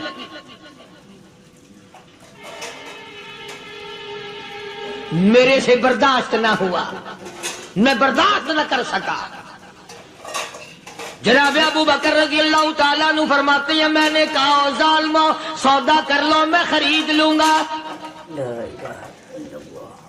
انہوں نے جو منہ مانگے دام مانگے، جناب ابو بکر صدیق رضی اللہ تعالیٰ عنہ نے وہ دام دے دیے، پیسے دے دیے۔ ہاں ہاں، غریب کی ہمدردی کی، مظلوم کی ہمدردی کی۔ آج ہمارے پاس جو پیسہ ہے وہ کنجری پہ خرچ ہو سکتا ہے، بدماشی پہ خرچ ہو سکتا ہے، ٹیپ ٹلو اور فیشن پہ خرچ ہو سکتا ہے، اللہ کے دین پہ خرچ کرنے کی ہمیں توفیق نہیں ہوتی۔ سارے سال کی کمائی کا حساب لگائیں کہ ہم نے کتنا اپنے بیوی بچوں پہ خرچ کیا، کتنا اللہ اور اس کے رسول اور اللہ کے قرآن پہ خرچ کیا، 100-2% بھی نہیں بنتا۔ جناب ابو بکر رضی اللہ تعالیٰ عنہ نے ابو فقیہ رضی اللہ تعالیٰ عنہ کو خرید لیا، کافروں کے نیچے سے نکال لیا، کپڑے جھاڑے، زخموں پہ مرہم پٹی کی۔ ابو بکر دوڑے دوڑے پانی کا پیالہ لے آئے، اور فرمانے لگے ابو فقیہہ تجھے بڑی مار پڑی ہے، بڑی تکلیف پہنچی ہے، میں نے تیری زبان باہر لٹکی ہوئی دیکھی، نکلی ہوئی دیکھی، خشکی آ گئی ہوگی، زبان پہ کانٹے جم گئے ہوں گے، تھوڑا سا پانی پی لے۔ ابو فقیہہ کہتا ابو بکر تیرے احسان کا بدلہ خدا دے گا، تیری مہربانیوں کا بدلہ خدا دے گا، میں نہیں دے سکتا، تو نے پیسے خرچ کر کے مجھے آزاد کرایا، میں تجھے دعا دے سکتا ہوں، میں غریب ہوں، میں نادار ہوں، میں مفلس ہوں، میں مسکین ہوں، اور ابو بکر تنگ نہ کر، میں پانی پی نہیں سکتا۔ کیا بات ہے، کیوں پانی نہیں پی سکتا؟ کہنے لگا ابو بکر تجھے کیا معلوم ہے جن کی وجہ سے میری پسلیاں توڑ دی گئی، جن کی وجہ سے مجھے مارا گیا، جن کی وجہ سے مجھے لتاڑا گیا، جن کی وجہ سے میری پسلیاں توڑی گئی، جن کی وجہ سے میرا یہ حال کیا گیا، جب تک میں آقا کا دیدار نہ کر لوں میں پانی کی بوند پی نہیں سکتا۔ مجھے پہلے شربت دیدار پینا ہے، میں نے سرکار مدینہ صلی اللہ علیہ وسلم کی زیارت پہلے کروں گا، پانی بعد میں پیوں گا۔ او ابو فقیہہ تجھے تو بڑی سخت مار پڑی ہے، تجھے تو بڑی تکلیف پہنچائی گئی ہے، میں تجھے حضور کے دربار میں لے کے چلوں گا، تو پانی تو پی لے۔ کہتا کوئی مجنوں بتاتا ہے، کوئی کہتا ہے دیوانہ، کوئی مجنوں بتاتا ہے، کوئی کہتا ہے دیوانہ، یہ تو مرض عشق احمد کا ہوا بیمار میں بھی ہوں۔ اور ابو بکر تجھے کیا معلوم ہے مجھے عشق لگا ہوا ہے، مجھے سوز و گداز لگی ہوئی ہے، میں اپنے دل میں کسی کو بسائے بیٹھا ہوں، جب تک اس آقا کا دیدار نہ کر لوں مجھے چین نہیں آئے گا۔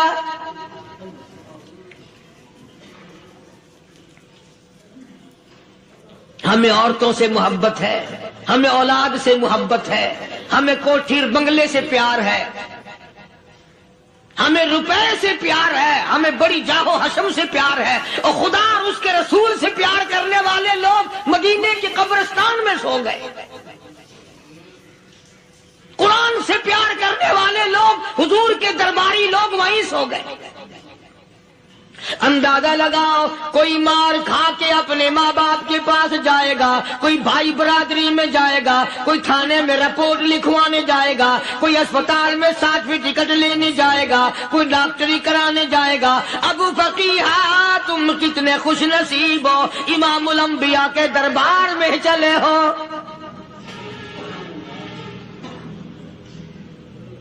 حضور اکرم سب کہہ دو صلی اللہ علیہ وسلم کے دربار میں ابو فقیہہ کو لایا جا رہا ہے۔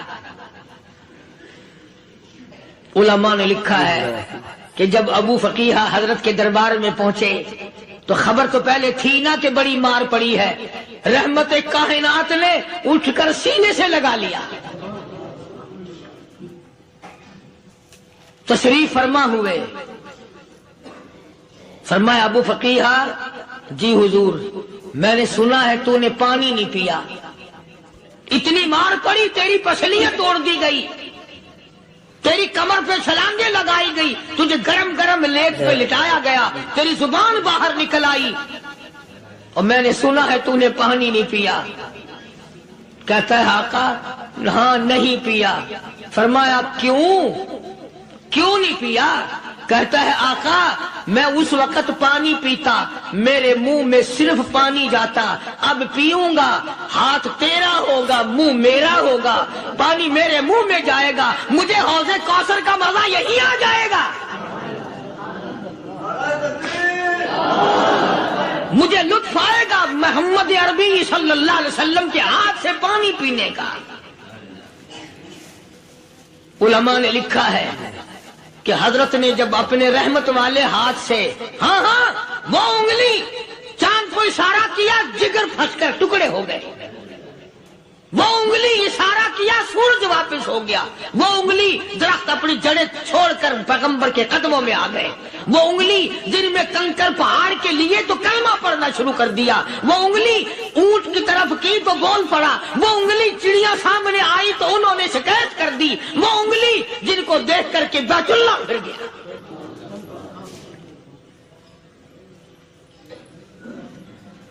مدنی کریم صلی اللہ علیہ وسلم نے یوں پانی کا پیالہ اٹھایا.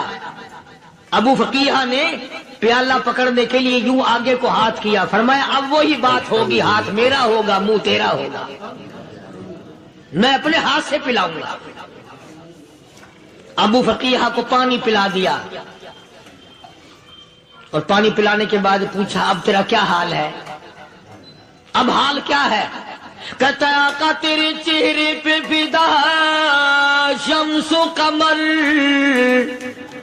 تیرے چہرے پہ فدا شمس و قمر، تیری زلفوں پہ تصدق شام و سحر،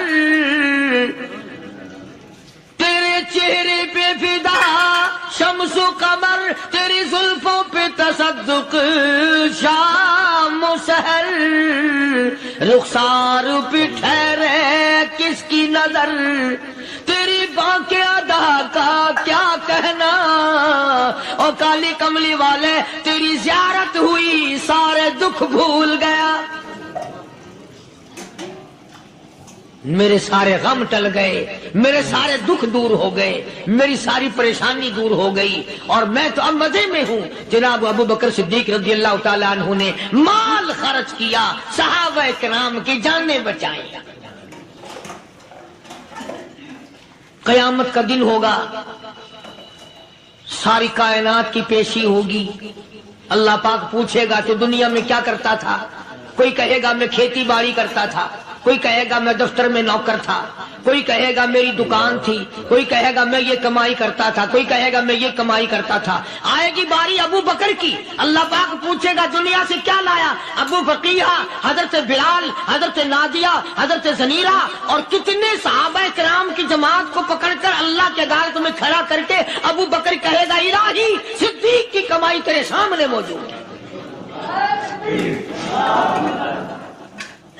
مبارک ہیں یہ لوگ کہ ان حضرات نے محض اللہ اور اس کے رسول کریم صلی اللہ علیہ وسلم کو راضی کرنے کے لیے اپنا سب کچھ قربان کر دیا. اور خود رسول کریم صلی اللہ علیہ وسلم نے ان کو ایسی تعلیم دی، ایسے اخلاق دیے کہ حد ہو گئی. دربار رسالت ہے، ایک کافر مسافر آتا ہے بھی کافر، ہے بھی مسافر، ہے بھی معمر، بوڑھا آدمی ہے. کبھی کبھی سوچتا ہوں کہ اس زمانے کے تو کافروں میں بھی کوئی خوبی ہوا کرتی تھی، منافقت تو نہیں تھی نا، منافقت نہیں تھی، چال بازی نہیں کرتے تھے، ہیرا پھیری نہیں کرتے تھے. سبحان وہ بوڑھا مسافر کافر سرکار دو عالم صلی اللہ علیہ وسلم کے دربار میں آیا، آ کے کہنے لگا نبی اللہ میں بوڑھا ہوں، مسافر ہوں بھی تیرا اور تیرے خدا کا منکر، پر میں سوال کرتا ہوں کوئی سواری دو، میرا گھر بڑا دور ہے، میں اس پر سوار ہو کر اپنے گھر پہنچ جاؤں.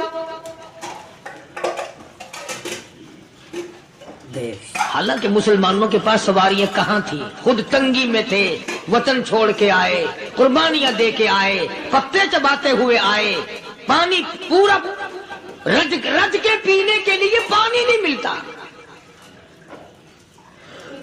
اور حضور کریم صلی اللہ علیہ وسلم کو پتا تھا کہ یہ سوال کرنے والا ہمارے عقیدے کا نہیں،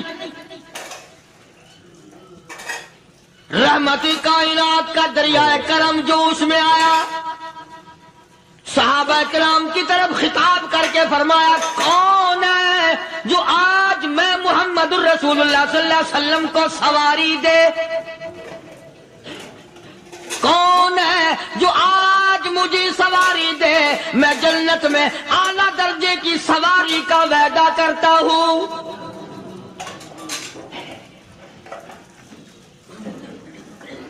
حضرت عبادہ بن ثابت رضی اللہ تعالیٰ عنہ صحابے اٹھے اور اپنی ڈاچی، اپنی اونٹنی حضور کے ہاتھ میں پکڑا دی اور حضور نے اس مسافر کو دے دی کہ لے بھائی سواری تجھے مل گئی۔ اب وہ مسافر جو تھا بوڑھا، وہ کہنے لگا جی میرے پاس کپڑا بھی نہیں ہے۔ اب تم جیسا اگر کوئی سیٹ ہوتا نا، آنکھیں نکالتا کہ ہم نے تیرے لیے یہاں کو ٹیکسٹائل مل چلا رکھے، سواری مل گئی تو اور آگے کو چل گیا، راستہ پکڑا پڑا جا۔ خدا جانے دھکے دیتے، خدا جانے مکے مارتے، خدا جانے کتنی باتیں بناتے۔ امام الانبیاء محبوب کبریا حضرت محمد مصطفیٰ صلی اللہ تعالی علیہ وسلم پھر کھڑے ہو گئے، صحابہ کرام کو خطاب کر کے فرمایا کون ہے جو آج مجھے کپڑا دے، کل میں جنت میں اعلیٰ درجے کی پوشاک اور لباس جوڑوں کا وعدہ کرتا ہوں۔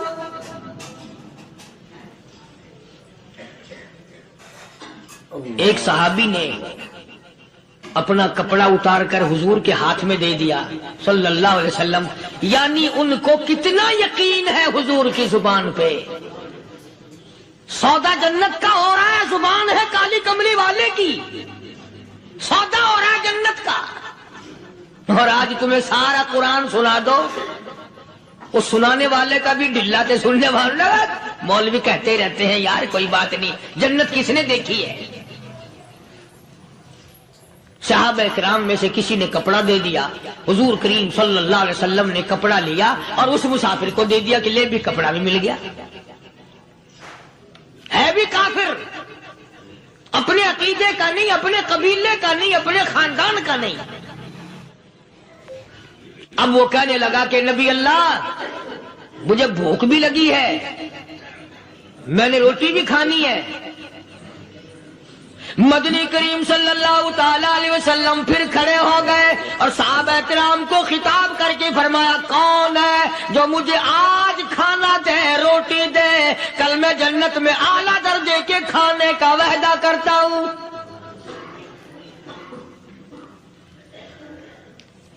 اس سوال کا جواب پورے مجمع میں سے نہ ملا۔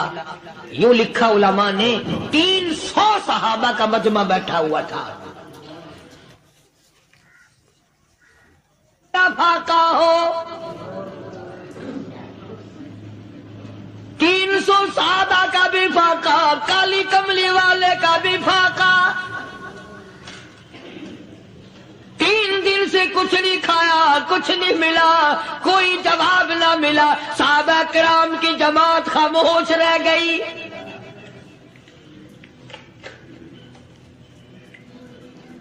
سلمان فارسی رضی اللہ تعالیٰ عنہ اٹھے اور اس مسافر کا ہاتھ پکڑا اور کہنے لگا میں تجھے ایسے دروازے پہ لے کے چلوں گا جہاں سے کچھ نہ کچھ کھانے کے لیے مل جائے گا۔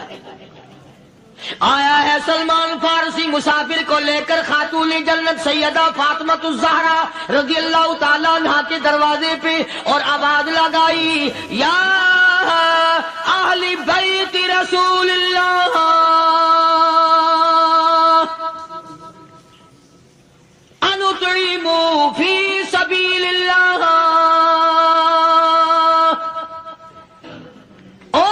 نبی کی لخت جگر، نبی کی نوری نظر اور نبی کے جگر کے ٹکڑے اور کالی کملی والے کی بیٹی اے فاطمہ، ایک آدمی بھوکا ہے، کھانا کھلانا ہے، اس کے لیے کھانا بھیجو۔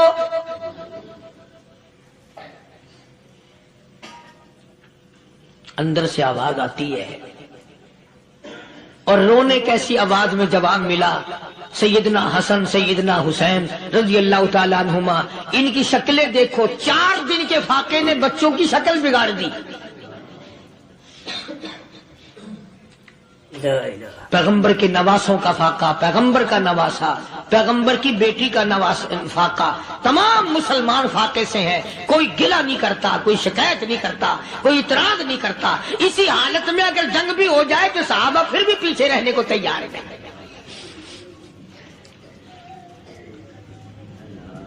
جب اندر سے یہ جواب ملا کہ تمہارا تو 3 دن کا فاقہ ہے، فاطمہ کہتی ہے میرا اور میرے بچوں کا 4 دن کا فاقہ ہے، تو سلمان فارسی اس مسافر کو لے کے واپس ہونے لگا۔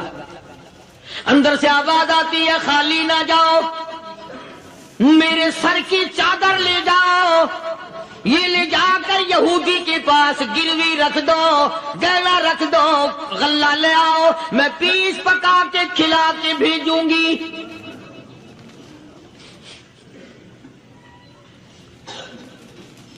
کہاں آج ایسے سخی عورت ہیں، کہاں ایسے سخی مرد ہیں؟ مسافر کو کون کھلائے، دین پر خرچ کون کرے؟ کسی طالب علموں کو، آپ میں سے اکثریت ایسے لوگوں کی ہے جنہوں نے ساری عمر میں، سارے سال میں کبھی ایک قرآن پڑھنے والے طالب علم کو روٹی نہیں کھلائی، اور پھر یہ کبھی نہیں سوچا کہ میں آخر کما رہا ہوں تو کیا کر رہا ہوں۔ بس شیطان یوں کہہ دیتا ہے یہ تو بڑے بڑے امیروں کا کام ہے، تو غریب آدمی ہے، تیرے بس کا یہ کہاں کام ہے؟ یہ تو بڑے بڑے امیروں کا کام ہے طالب علموں کو، مسافروں کو کھانا کھلانا۔ کل قیامت میں اگر اللہ نے یہ فرما دیا کہ جنت تو میں نے امیروں کے لیے بنائی ہے، تو مزدور ہے، بھاگ یہاں سے، پھر کیا بنے گا؟ مولانا مظفر حسین صاحب کاندھلی سب کا جو رحمت اللہ علیہ، بہت بڑے بزرگ گزرے ہیں، ہمارے اکابر میں سے ہیں۔ کاندھلا ایک قصبہ ہے جس نے بڑے بڑے ولی پیدا کیے ہیں۔ مولانا مظفر حسین صاحب کاندھلی، مولانا الہی بخش صاحب کاندھلی، مولانا محمد زکریہ صاحب شیخ الحدیث رحمت اللہ علیہ کاندھلے کے، مولانا محمد الیاس صاحب دہلوی رحمت اللہ علیہ امیر تبلیغی جماعت کے ایجاد کرنے والے، شروع فرمانے والے، یہ بھی کاندھلے کے ہیں۔ تو یہ سارے بزرگ اس قصبہ کاندھلے کے ہیں۔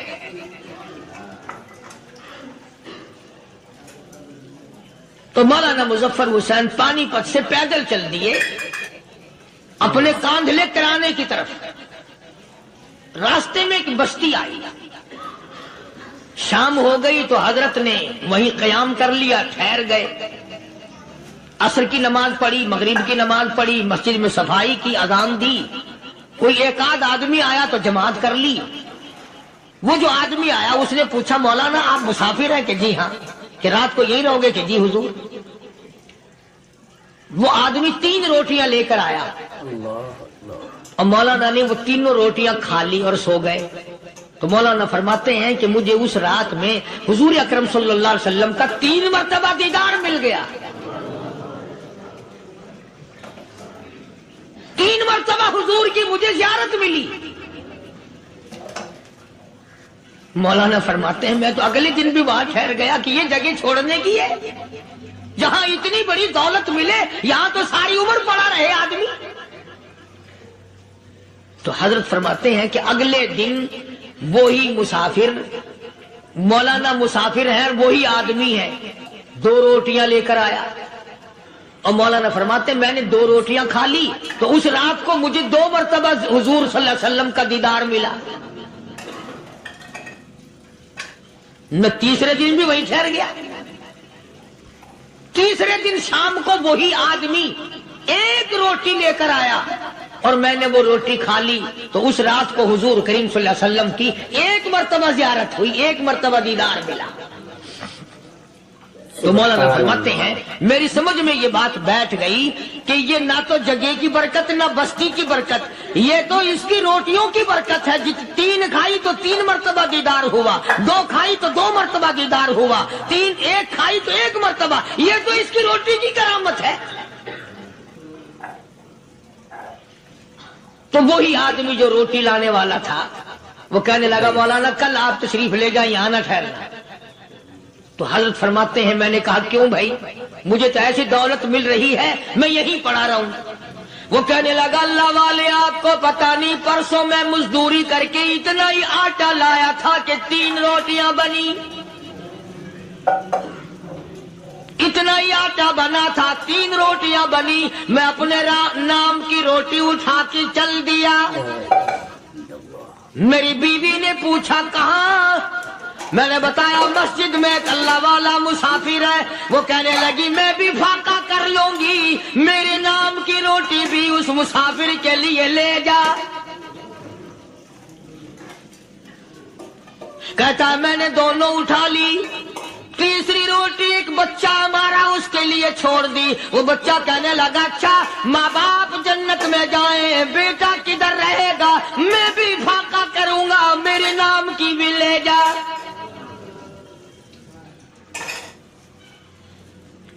میں نے 3 روٹیاں لا دی، اور اگلے دن جو میں نے مزدوری کی اس کی 3 روٹیاں بنی، بچے کی حالت خراب ہو گئی تھی، اس کو دے آیا۔ ہم نے میاں بیوی نے چوتھے دن بھی فاقہ کر لیا، اور آج بیوی کی حالت بھی خراب ہو گئی تھی، آج صرف اپنی لایا ہوں۔ مولانا اس لیے عرض کر دیا کبھی کل میرا پیر نہ پھسل جائے، ایسا نہ ہو میرا قدم ڈگمگا جائے، ایسا نہ ہو بھوک کا مارا میں کچھ اور کر بیٹھوں، اس لیے عرض کر دیا کل آپ تشریف لے جائیں۔ عرض میں یہ کر رہا تھا کہ کسی زمانے میں دوسرے کی خیر خواہی کے لیے لوگ سب کچھ کر گزرتے تھے۔ حضرت محمد الرسول اللہ صلی اللہ تعالی علیہ وسلم کے پاس جنگ بدر کے قیدی آئے تھے، کافر، اسلام کے دشمن، دین کے دشمن، قرآن کے دشمن، ایمان کے دشمن، مگر صحابہ کرام کو فرمایا یہ میرے مہمان ہیں، حضور نے فرما دیا صلی اللہ علیہ وسلم۔ ایک صحابی جو ایک مہمان کو لے گیا، حضور کے مہمان کو، تھے جنگی قیدی۔ علماء کرام نے لکھا صحابی کے گھر میں کھانا تھوڑا تھا، اس کافر کو تو کھانا دے دیا، آپ اس کے پاس بیٹھ کر درخت کے پتے چبا لیے۔ دوسرا دن آیا، پھر ایسا ہی کیا، اس حضور کے مہمان جنگ بدر کے قیدی کافر کو کھانا کھلایا، خود درخت کے پتے چبا لیے۔ تیسرا دن آیا، وہ جنگی کافر کہنے لگا، قیدی کہنے لگا آج پہلے کلمہ پڑھا پھر روٹی کھلا، میں پہلے مسلمان بنتا ہوں اس کے بعد میں کھانا کھاؤں گا۔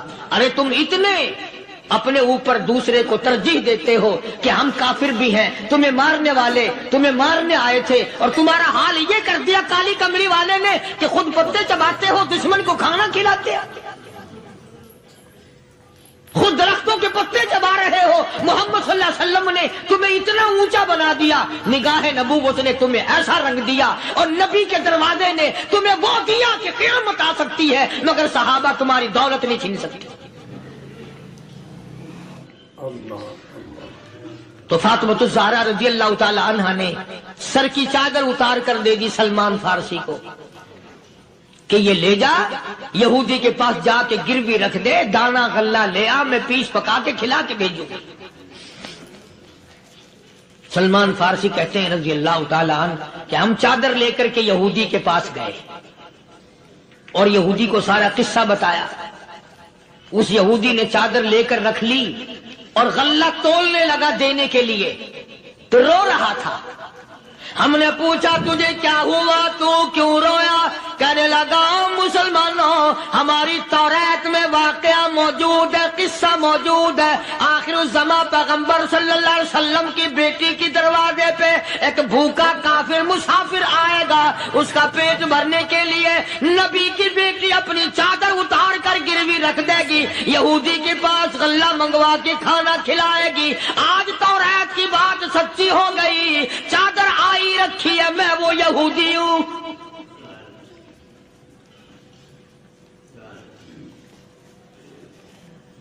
اور غلہ تول کر دے دیا۔ سلمان فارسی کہتے ہیں یہودی میری ساتھ ساتھ چل دیا۔ خاتون جنت سیدہ فاطمہ الزہرا رضی اللہ تعالی عنہا کے دروازے پہ آیا، اور جب ہم نے غلہ دے دیا، چادر بھی اندر یہودی نے پہنچا دی کہ میں چادر بھی واپس دینے آیا ہوں، اور سلمان کو کہنے لگا اب دیر نہ لگا، دیر نہ کر، کیوں؟ میری توریت نے تصدیق کر دی کہ یہ نبی برحق ہے، اب ایسا نہ ہو میرا دم نکل جائے، میں کفر پہ مر جاؤں، جلدی کر، مجھے سرکار کے دربار میں لے چل، میں مسلمان بنتا ہوں۔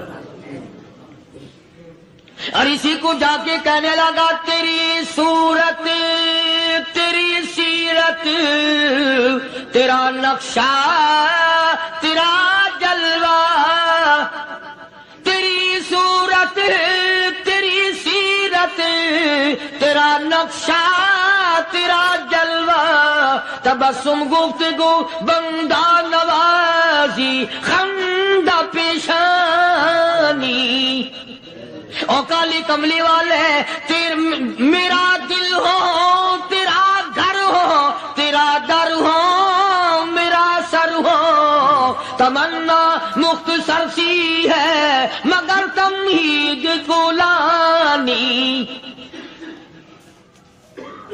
یہودی نے ضد نہیں کی، آج کا مسلمان کہلانے والا ضد کرتا ہے، ضد میں مارا جاتا ہے، ہائے ہم یوں ہیں یہ یوں ہے۔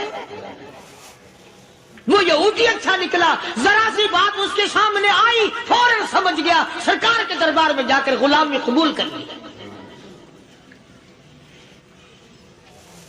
بے شمار صحابہ کرام ہیں جنہوں نے اللہ کی راہ میں وہ دکھ اٹھائے، وہ پریشانیاں جھیلی۔ اللہ غنی، مکہ مکرمہ میں سیدنا ابو جندل رضی اللہ تعالی عنہ صحابی ہے، ایمان قبول کر لیا، کلمہ پڑھ بیٹھا، بس کافروں کے لیے مشغلہ بن گیا، تماشا بن گیا، روزانہ مارتے ہیں۔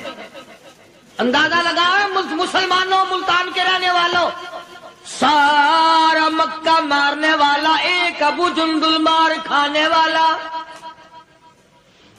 لڑکے مارتے ہیں، جوان مارتے ہیں، بوڑھے مارتے ہیں، پیر پکڑ کر مکے کی گلیوں میں گھسیٹے گھسیٹے پھرتے ہیں۔ رحمت کائنات حضرت محمد رسول اللہ صلی اللہ تعالی علیہ وسلم عمرے کے لیے تشریف لائے ہیں، کفار مکہ نے روک دیے۔ حدیبیہ میں مکے سے 6 میل پر حضور صلی اللہ علیہ وسلم تشریف فرما ہے، صحابہ کرام کی فوج ہے، لشکر ہے، سرکار دو عالم ہے صلی اللہ علیہ وسلم۔ ذرا توجہ کرنا، کلیجے پہ ہاتھ رکھ کے۔ ابو جندل کے پیروں میں بیڑیاں ڈال رکھی ہیں، چلا نہ جائے، مدینے نہ بھاگ جائے، کھسک نہ جائے، نکل نہ جائے۔ ابو جندل یہ آس لگا کر، یہ آرزو لگا کر مدینے کی طرف چلا جاؤں گا، مسلمان قریب آئے ہوئے ان میں شامل ہو جاؤں گا، میں بھی آزادی سے نماز پڑھوں گا، کالی کملی والے کا دیدار کیا کروں گا، میرے مصیبتوں کے دن ختم ہو جائیں گے، میری تکلیف کے دن ختم ہو جائیں گے، میری مصیبتیں ٹل جائیں گی۔ گرتا پڑتا پہاڑوں کے اوپر سے چڑھتا اترتا بڑی مشکل سے حضور کے دربار میں پہنچا۔ خدائی فیصلہ سنو، اللہ کے قرآن کا فیصلہ سنو، اللہ کے کلام کا فیصلہ سنو۔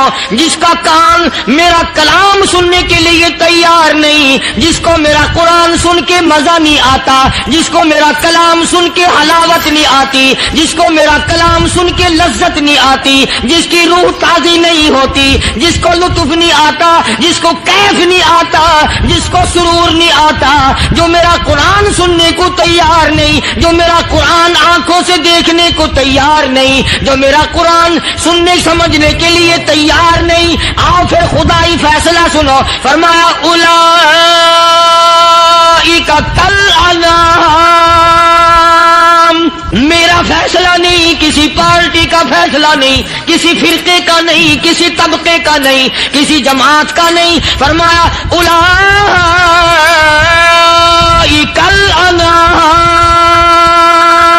پیدا کرنے والا مالک و خالق کہتا ہے مجھے اپنی کبریائی کی قسم، یہ سارے جانور ہیں، سارے کے سارے جانور ہیں، یہ درندے ہیں جو ایک دوسرے کو چیر پاڑ کر کھاتے ہیں، یہ درندے ہیں جو ایک دوسرے کا خون پیتے ہیں۔ فرمایا بل ہم اضل، جانوروں سے بھی بدتر۔ کہ دل میں قرآن سن کر ترس نہیں، جس دل میں رحم نہیں، اپنے سے کمزور دیکھ کر جس کے دل میں شفقت نہیں، مہربانی کا مادہ نہیں، فرمایا وہ کوئی بندہ ہے، وہ تو جانور ہے۔ اور خدا قسم میں آ گیا، فرمایا بل ہم اضل، اس سے بھی بدتر۔ اللہ والے جو ہیں وہ ان خصلتوں کو دور کراتے ہیں، اور وہ آدمی کے مزاج اور دل میں سے ایسی چیزیں نکالتے ہیں جو اس کی بربادی کا ذریعہ بنتا ہے۔ دل کی بیماریوں کا کسی کو فکر نہیں، بخار ہو جائے، آپ چڑھ جائے، آپ کو پتہ چل جاتا ہے، نزلہ ہو جائے آپ کو پتہ چل جاتا ہے، کھانسی ہو جائے پتہ چل جاتا ہے، دل کی بیماریوں کا کیا پتہ چلے؟ صحابہ کرام رضوان اللہ تعالی علیہم اجمعین کی جماعت کے اللہ پاک کے محبوب حضرت محمد الرسول اللہ صلی اللہ تعالی علیہ وسلم نے دلوں کی صفائی کی. پہلے لوگ جھونپڑیوں میں کچے کوٹھوں میں رہتے تھے، نہ اتنی صفائی تھی نہ اتنی ترقی تھی. آج برتنوں کی صفائی دیکھو، کپڑوں کی صفائی دیکھو، مکان کی صفائی دیکھو، رات دن بس اسی دھندے میں لگے ہوئے. سارا دن برتن دھونے سے فرصت نہیں، سارا دن کپڑوں کے بناؤ اور سنوار میں فرصت نہیں. تو اللہ والے ایسے موقع پر بڑی عجیب بات کہتے ہیں. وہی مجذوب ہے، مجذوب علی رحمت کہتے ہیں بظاہر تو ہر شے میں بے حد صفائی، بظاہر تو ہر شے میں بے حد صفائی، مگر دل میں ہے گندگی انتہائی.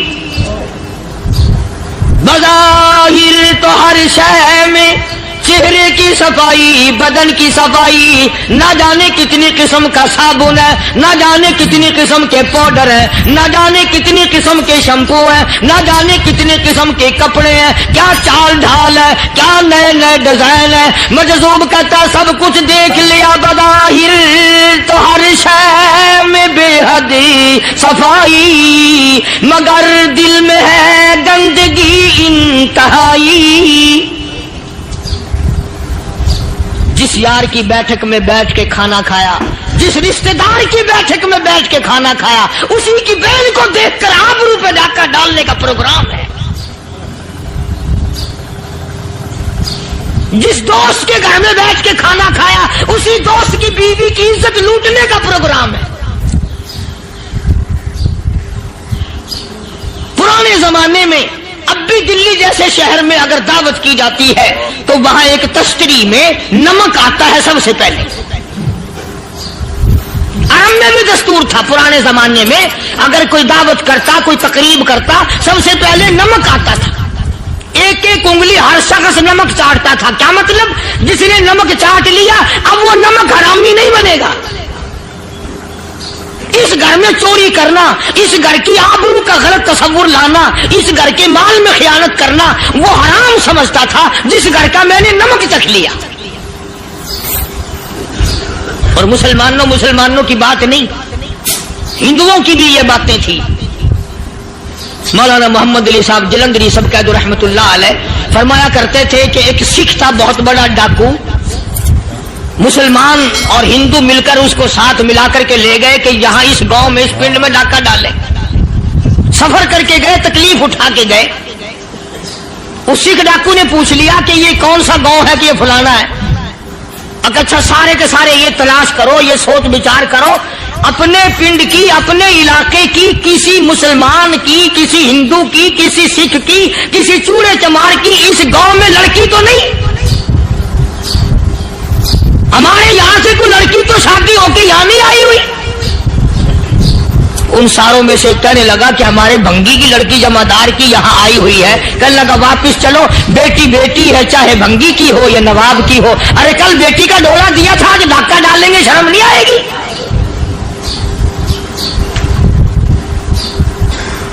آج وہ تصور کہاں چلے گئے؟ اور ہم سب روتے پھرتے ہیں سکون نہیں، سکون نہیں، اطمینان نہیں. ارے اطمینان آئے گا کیسے؟ ہمارے دل بے ایمان ہے، نیتیں خراب ہے، آئے گا کہاں سے؟ صحابہ کرام رضوان اللہ تعالی علیہم اجمعین کی جماعت نے اس قدر اس بات پہ محنت کی اور کوشش کی کہ غلط لقمہ بھی پیٹ کے اندر نہ چلا جائے.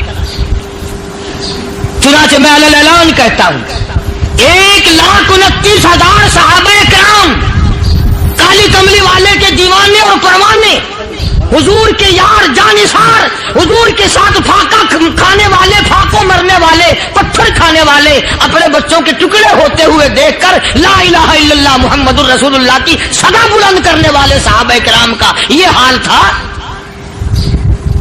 پیدل سفر کر کے جاتے تھے یہودی عیسائی، شام نکل گئے، فلسطین نکل گئے، ہندوستان آ گئے، 2 سال لگ جاتے تھے. اپنی جوان بیٹیوں کو مسلمانوں کے گھروں میں چھوڑ کے آ جاتے تھے. کبھی نگاہ نبوت نے جن کو رنگ دیا تھا کبھی کسی صحابی پہ ذرہ برابر الزام نہیں لگا. ان یہودیوں کا ان عیسائیوں کا یہ عقیدہ تھا کہ محمد صلی اللہ علیہ وسلم کے جو غلام ہیں ان کی نگاہ بھی پاک ہے, ان کے دل بھی پاک ہیں, ان کے ارادے بھی پاک ہیں, ان کے ہاتھ بھی پاک ہیں.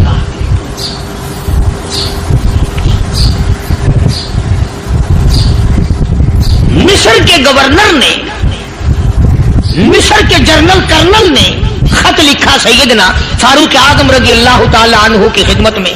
دور خلافت ہے حضرت فاروق اعظم کا. کیا خط لکھا کہ حضور مجھے کافی وقت گزر گیا ہے اور فلاں علاقے میں آپ کے حکم سے ہم نے جانا ہے اور راستہ صرف ایک ہے اور اس راستے میں جال بچھا دیا گیا. اب مجھے مشورہ دیں میں کیا کروں, حکم دیں مجھے. جال کیا بچھا دیا گیا کہ ہمیں پتہ چل گیا ہے عیسائیوں نے پروگرام بنایا, سینکڑوں لڑکیاں تلاش کر کر کے بڑی خوبصورت حسینہ اکٹھی کی ہیں, ان کو گانے بجانے کی ٹریننگ دی ہے, ان کو اچھی اچھی آوازوں والی لڑکیاں ڈھونڈ کے لائے ہیں اور انہوں نے یہ پروگرام بنایا کہ جب مسلمانوں کی فوج اس گلی سے گزرے گی ان کوٹھوں کے اوپر چڑھ کے گانا بجانا کریں گے تاکہ ان کے دل میں بدماشی آئے اور ان کا بیڑا غرق ہو.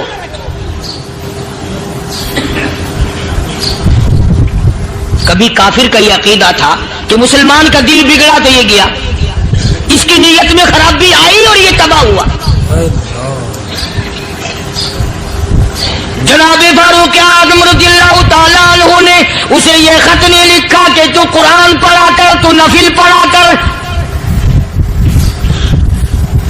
امیر المومنین خلیفۃ المسلمین سیدنا فاروق اعظم رضی اللہ تعالیٰ عنہ نے اپنے جنرل کرنل کو خط لکھا کہ اس میں لمبی چوڑی فکر کی کوئی بات نہیں, اس میں کوئی پریشانی والی بات نہیں, کوئی سوچ و بچار والی بات نہیں. سارے تیری فوج میں تیری کمان میں مسلمان ہیں, سب کو اکٹھا کر لے, ساروں کو اکٹھا کر کے قرآن کریم کے سورت نور کی 2 آیتیں سنا دے.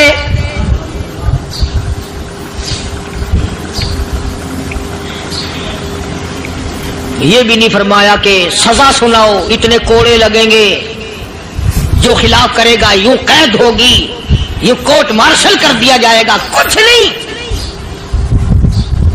جناب فاروق اعظم رضی اللہ تعالیٰ عنہ کی رائے دیکھو, ان کے خیال میں قرآن کریم میں اتنی بڑی طاقت ہے, اتنی بڑی عظمت ہے, اتنی بڑی کرامت ہے, کلام الہی میں اتنا بڑا شرف ہے. اعلان کر دیا, فرمایا اپنے کرنل کو ساری فوج کو لشکر کو اکٹھا کر کے قرآن کریم کی فلاں فلاں آیت سنا دے.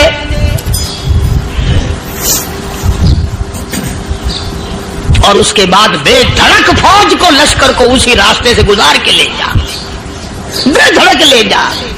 ہائے کبھی قرآن کی 2 آیتوں سے کام بن جاتا تھا, اب سارے قرآن سے میرا تیرا کام نہیں بنتا. قصور قرآن کا نہیں ہے, یہ میرا تیرا ہے.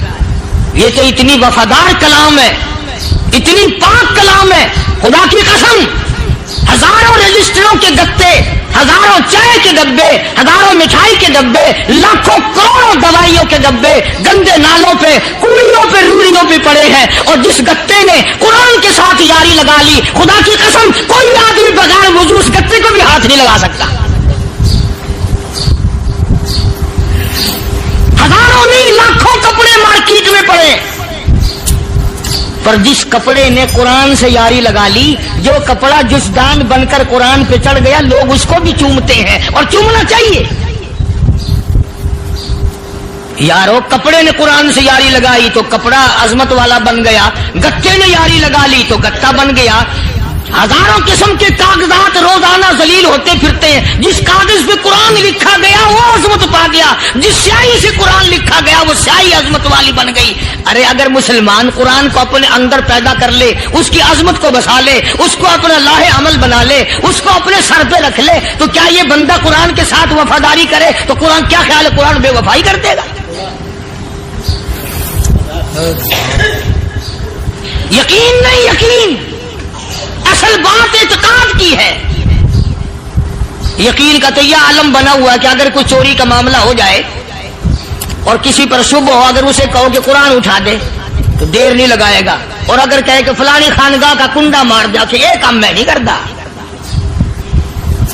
خانگاہ کے کنڈے پہ ایمان ہے، قرآن پہ ایمان نہیں.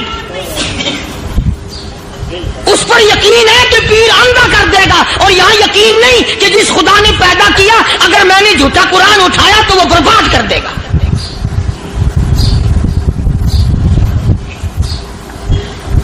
عجیب عجیب لوگ. چنانچہ مصر کے کرنل نے، مصر کے جنرل نے ساری فوج کو اکٹھا کر لیا. اس نے بھی یہ بات تو نہیں کہی کہ فاروق اعظم کو دوبارہ خط لکھتا کہ حضرت یہ تو 2 آیتیں آپ نے لکھی، یہ تو سارا قرآن روز پڑھتے ہیں، پر بنے گا کیا؟ جیسے فاروق اعظم کا یقین تھا، فاروق اعظم کی فوج کے کرنل کا بھی یقین ہے، فاروق اعظم کے فوج کے جنرل کا بھی یقین ہے. اس نے ساری فوج کو اکٹھا کیا، لشکر کو جمع کیا، اور اس کے بعد کہنے لگا قل للمؤمنین یغضوا من ابصارکم ویحفظوا فروجہم ذالک ازکی لہم ان اللہ خبیر بما یصنعون. او لوگوں، خدا تمہیں کہتا ہے اپنی آنکھوں کی حفاظت کرو. اگر تمہاری نظریں غلط جگہ پڑی، اپنی عزت کی حفاظت کرو، اپنی آبرو کی حفاظت کرو. اگر غلط نظریں پڑی، غلط استعمال ہوئی، ان اللہ خبیر بما یصنعون.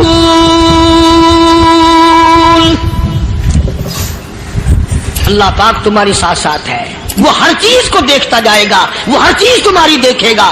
چنانچہ تاریخ شاہد ہے، ابن حشام نے لکھا ہے، ابن خلدون نے لکھا ہے، اور کئی مورخین نے لکھا ہے کہ جب مسلمان جنرل نے، مسلمان کرنل نے اپنی فوج کو قرآن کی 2 آیتیں سنائی اور اس کے بعد حکم دیا چلو، تمام کا تمام لشکر چل رہا ہے. ادھر ڈھول بجا، دھماکے بجے، گانا شروع ہوا، گانا بجانا شروع ہوا، ساری فوج نکل گئی، سارا لشکر چلا گیا. لڑکیوں نے دیکھا کہ یہ تو ختم ہو گئے، نیچے آواز دے کے کہنے لگی اور جانے والوں یہ ساری فوج کئی اندھوں کی فوج تو نہیں.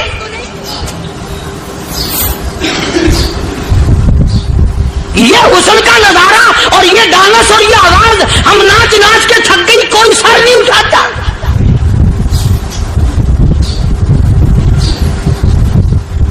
اور آج دیکھ لیں آپ، ہر گھر کے اوپر وہ لگا ہوا ہے ایریل، لعنت کا ایریل لگا ہوا ہے، لعنت کا ایریل. حاجیو تم کیا کہتے ہو کہ ہمارے گھر کا اس میں کیا بگڑے گا؟ خدا کی قسم وہ بگڑتا ہے، وہ دیمک لگتی ہے، وہ تباہی پھرتی ہے، تمہیں پتہ بھی نہیں چلتا.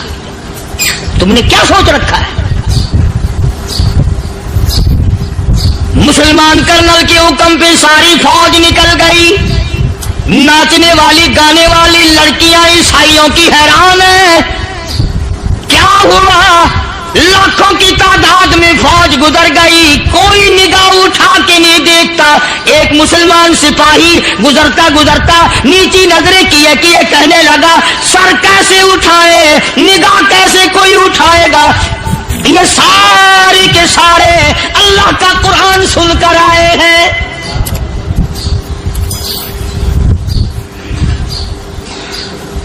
کیسے کوئی نگاہ اٹھائے گا؟ کیسے کوئی سر کو اٹھائے گا؟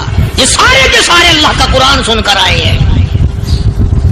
ان کا عمل ہوا نا قرآن پہ، ان کے عمل کا کتنا بڑا اثر پڑا. مورخین نے لکھا، ابن حشام لکھتا ہے عیسائی لڑکیوں نے چھلانگے لگا دی، کوٹھی سے نیچے آ گئی، کہنے لگی عام مسلمانوں وہ قرآن ہمیں بھی سنا کے جاؤ جس میں اتنی اسپرٹ ہے، اتنی طاقت ہے، جو حسن کے نظارے سے روک دے، جو گانے بجانے سے روک دے. یہ تو آدمی کے دل کا سکون ہے. نہ گانا سنتے ہو، نہ حسن کا نظارہ کرتے ہو. جاتے والے یوں نہ جاؤ، ہمیں بھی وہ قرآن سنا کے جاؤ.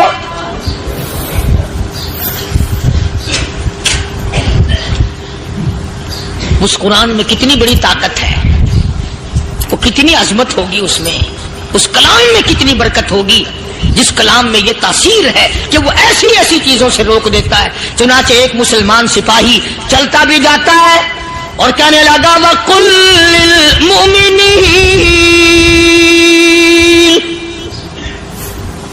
وَقُلْ لِلْمُؤْمِنِينَ،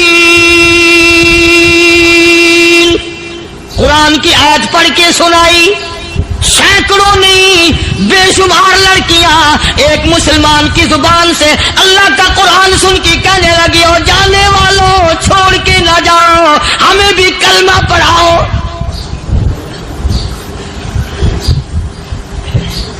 جتنی بھی وہ ناچنے گانے والی تھی تمام کی تمام کلمہ پڑھ کر مسلمان بن گئی.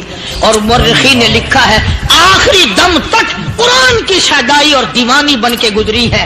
پھر وہ لڑکیاں جو رات دن حسن و جمال کا پیکر بنی رہتی تھی، علماء نے لکھا ہے جب موت آئی ایک ایک کے بدن میں کپڑے لباس میں موت آئی تو 50-50 ٹاکی لگی ہوئی تھی.